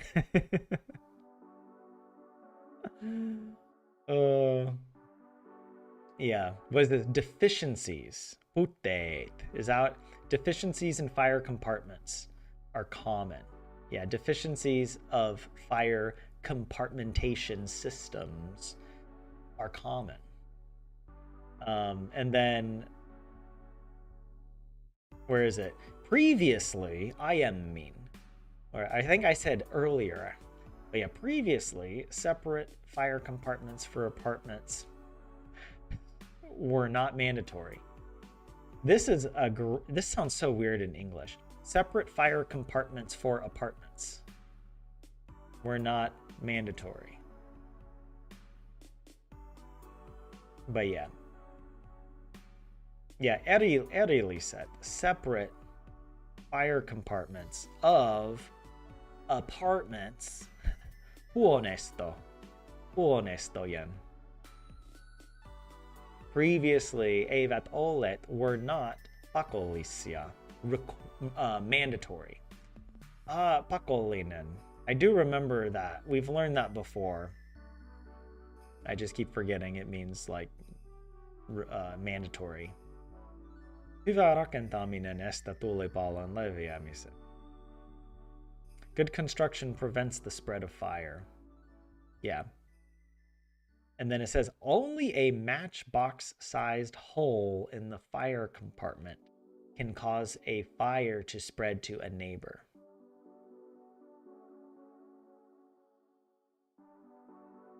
What is a matchbox-sized hole? Because I'm sorry, but that is a dumb way to describe a hole.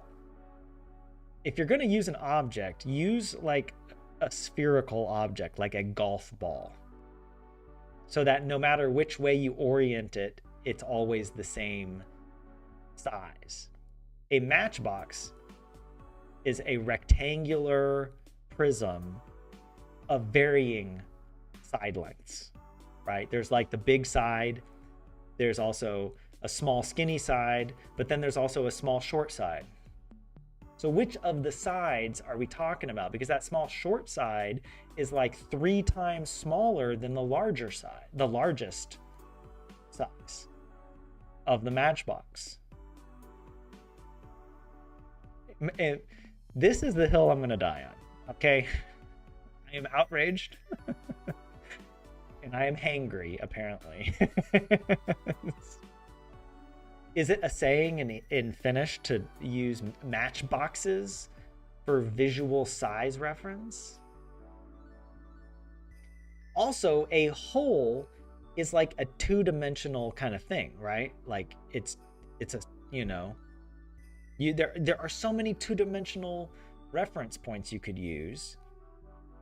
But now you're going to give me some complicated 3-dimensional object depending on how I'm holding it. It could be, the hole could be very many different sizes. Or at least 3 different sizes.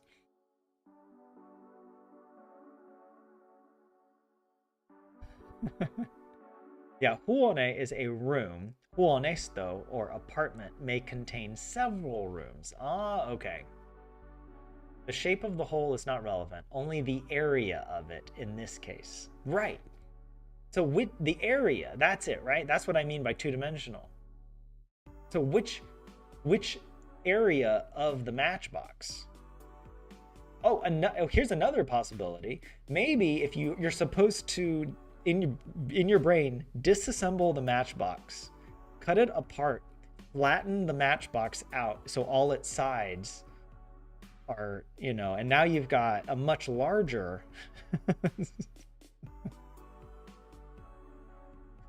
you have to peel the cardboard out so it has that weird like shape to it. Kind of looks like a cross or something.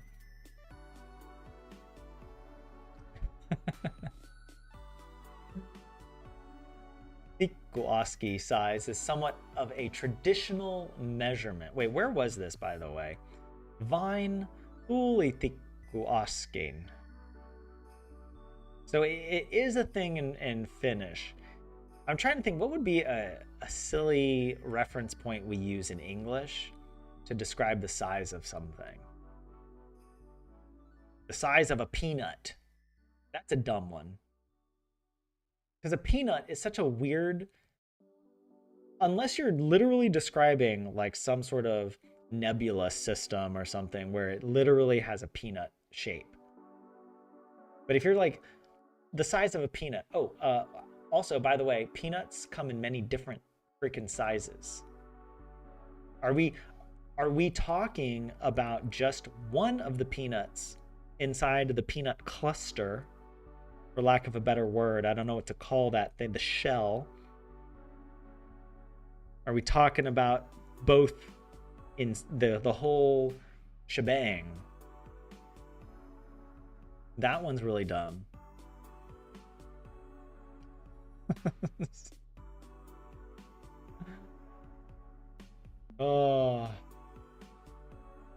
Also, by the way, there is something that there is at least one American restaurant that does this. And is it Texas Roadhouse or something like this? And it is the dumbest thing. This needs to be banned, and it has to do with peanuts. There are restaurants. You go in, and there is a barrel of peanuts. And this is okay. I have nothing against peanuts and giving them out for free. And you can take as many peanuts as you want. But the dumb thing is, you are allowed and encouraged to throw the peanut shell onto the ground. So the entire restaurant is covered with a layer of peanut shells and peanut dust. Like we've gone back in time to when like when there were no floors and it was just dirt, and they would put like hay, they would put rushes on the floor or whatever, right?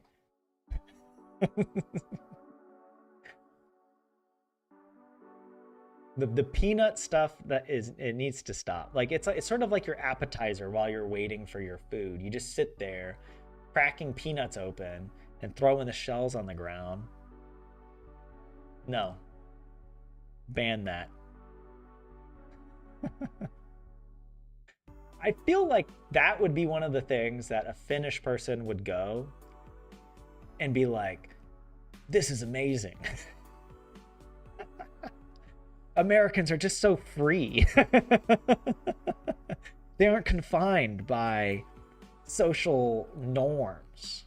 They just eat their peanuts and throw the peanut shells on the ground. Oh my god.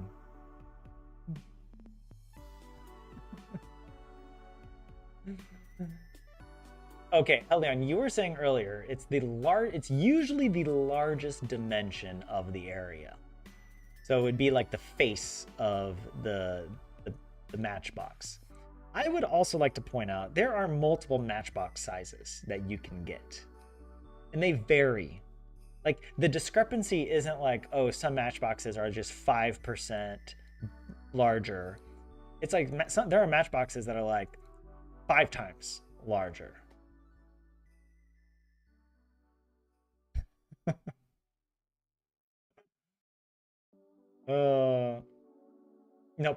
No way. More people are aware of a golf ball than a matchbox. A golf ball is a standard size as well. Matchboxes all over the place. Oh yeah, we are having a long stream, JF.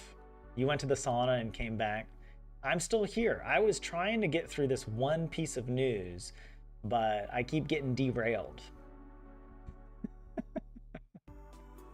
And JS is saying I'm overanalyzing.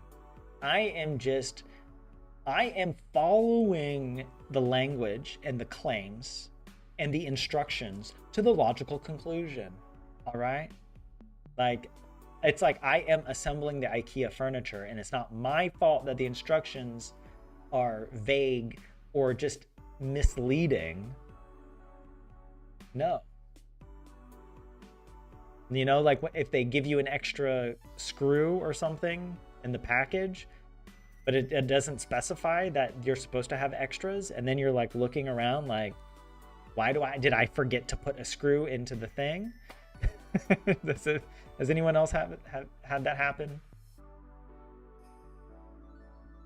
Yeah, a matchbox is somewhat smaller than a football field. Okay, thank you for that.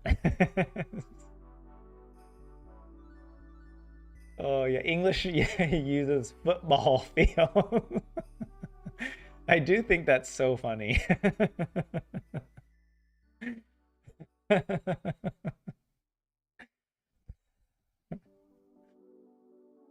The football field is so dumb. It'll be like, oh, the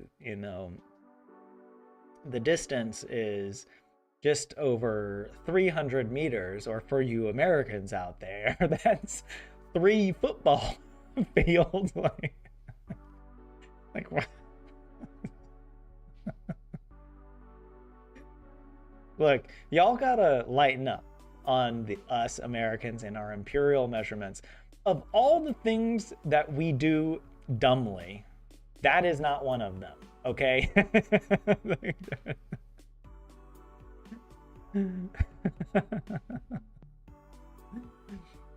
All right. I really enjoy these videos by Not Just Bikes, because he is so good at criticizing American transport or lack thereof, and just his sense of humor about it is so funny, so biting. I feel like he would make a joke like that about football fields.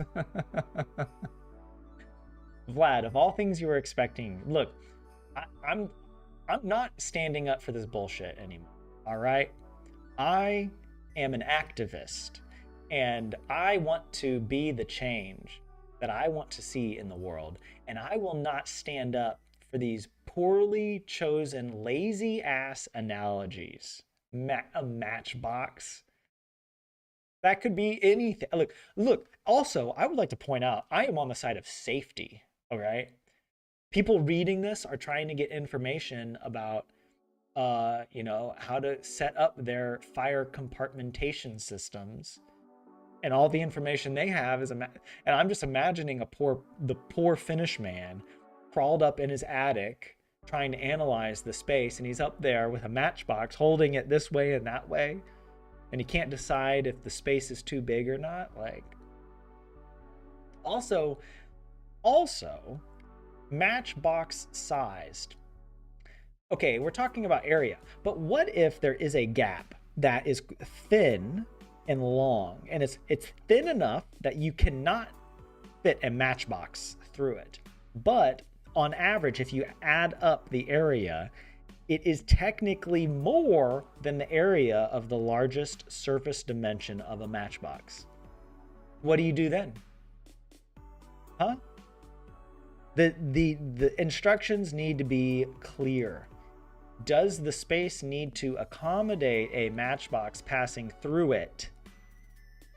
Or is it just the total surface area of the gap adding up to a matchbox? In which case, the matchbox is still a really dumb analogy. Because how are you going to sit there with a little micrometer, measuring the gaps? Like, get out of here with that. I am on the side of reason, logic, and the common man. All right.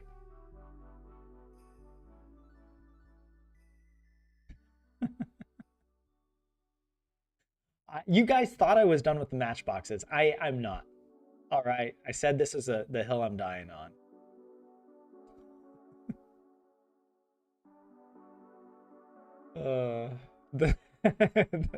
Yeah. The small boulder, the size of a boulder. Like, yeah, Not Just Bikes is really good. Yeah, I really enjoyed the light rail transit video that he made. And yeah, he's from Canada, fake America, and fake London. Wannabe America. How about that? All the Canadians are like, oh man, they are typing furiously in chat. I can feel it. They are typing with anger and kindness. They're typing with anger, but also very politely. They're ready to apologize for it. That's the Canadian way. But okay, if there's a hole any size, it's too large. The example is just to show how small a hole can cause problems.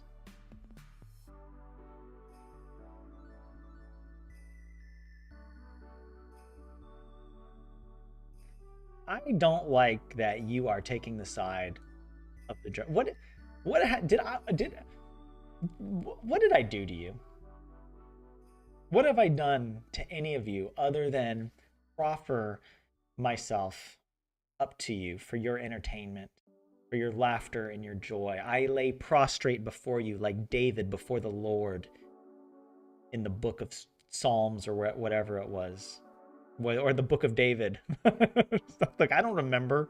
It was so long ago I read the Bible. But look, some analogy like that, I am of service. And yet you do this to me. You take the side of the journalist the not just the journalist. You take the side of the language, the phrasing, and you're inventing reasons to normalize this kind of toxic behavior, this type of toxic linguisticity. I don't think so. I am not going to stand for that. And I think I deserve a little bit more love. I thought you guys would be on my side, is all I'm trying to say. And I am shocked. I'm reconsidering who my allies are. And I just wanted to say that out loud. The Matchbox controversy, it's Matchbox Gate is what I'm saying. It's come to a head.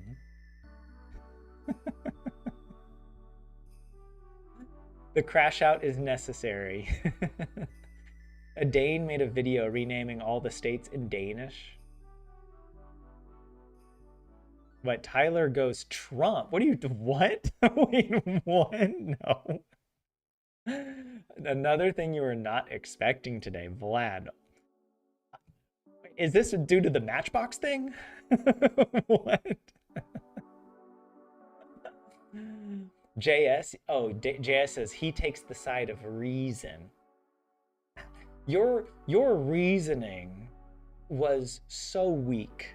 All right, you had like one sentence that basically was like, oh, just don't think about it too much. I gave a full master's thesis on why the matchbox as a three-dimensional object is a bad analogy or a two-dimensional problem, and a problem which could be literally life-saving, right? People might die because they're up in their attic with a freaking matchbox because they were like, oh, I read on Selkovuti said that as long as the hole is smaller than a matchbox, we're good. Family of 19 died in freak fire accident. Neighbor says the matchbox theory was used. The matchbox regulatory standard. Where's the reason in any of that? Huh? I'm asking for a better standard. And you're out here defending the status quo. Look at yourself. Look at yourself. All right?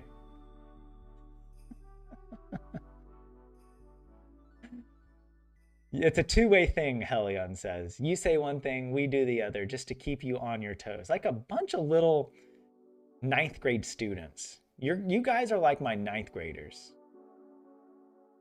But they had the excuse of being 13 years old. You guys are like 40. Or like 50 or 60, I don't know.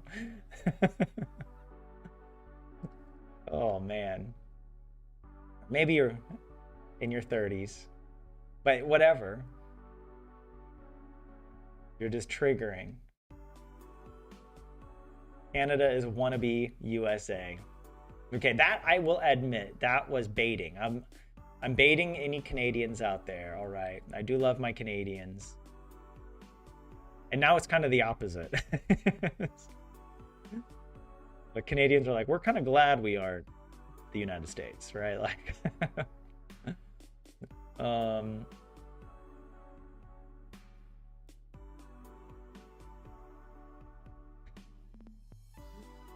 and have we already noted the irony that is a failure in the fire break that caused a devastating fire is measured with an object used to get a fire going? Exactly, yes. Helion, thank you. What a stupid, like, this is just all the more reason. Oh, why don't you, in the most dangerous place, you know, in your attic to bring flammable objects? Yeah, why don't you go up there with a bunch of matchboxes that you will use as your measuring unit, right? How many can we convert matchboxes into American footballs, please? It's .163 American footballs.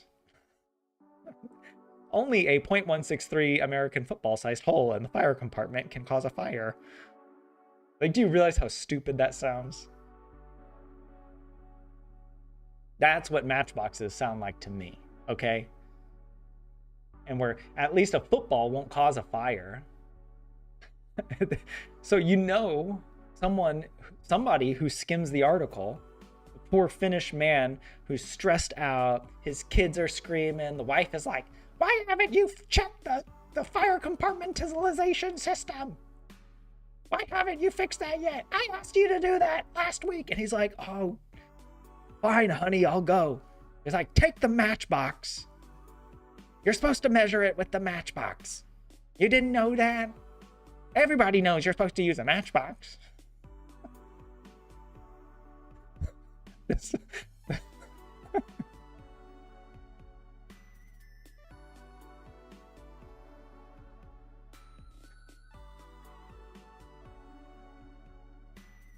He's up there, it's dark. He doesn't have a flashlight. He starts lighting matches, trying to see if there's a hole. Boom, the whole thing goes up in flames. The house burns down.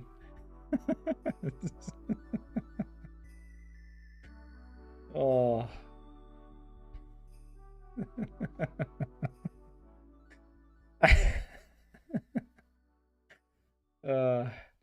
I do like the scenario where there's the wife nagging the husband. She's like, take the matchbox. And he's like, why would I need a matchbox? She's like, oh my God, are you really this dumb? Everybody knows. I read it about in the news. You're supposed to measure with the matchbox. Look, honey, I can't explain everything to you. Just go and check the gap. Make sure it's not matchbox size.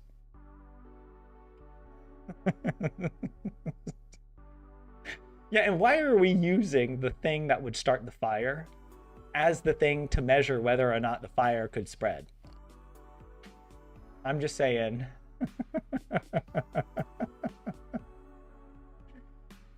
Oh, guys, I think that's a good place to end it.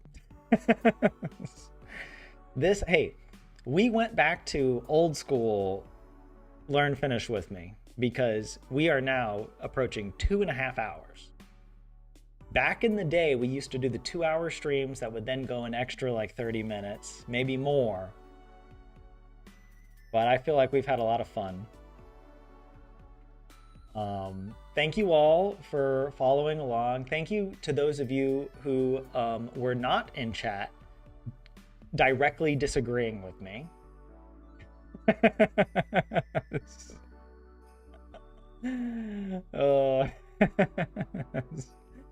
Those of you who were, you know who you are. And look, I just hope your house doesn't burn down, is all I'm saying. I'm just saying, I'm not, you better measure your fire compartmentalization systems. Use the matchbox, don't blame me, is all I'm saying. All right, guys. Yeah, thanks for joining the stream. This was a fun one. We didn't get very far into the news like we normally do, but I feel like we got diverted in a very positive way. And also, you guys wrote quite a bit in Finnish in the chat that I was translating too, so that helped. But yeah, have a good rest of your Tuesday. We do this every Tuesday. 7 p.m. Finland time. If you enjoyed the stream, leave a like, leave a comment. Let me know what size match. Go measure your matchboxes and report to me the surface area. And check your fire compartment systems. Stay safe out there, please. And yeah, I will be back on Thursday for a Stardew Valley Granny Challenge video. We're playing the video game Stardew Valley as a grandma, and it is so much fun. It is. If you thought I was silly and absurd today with a matchbox, that's like 1/10 of what we do in Stardew. So go join for that. Even if you don't game or you know nothing about Stardew, we still have a lot of fun. And yeah, that's about it for me.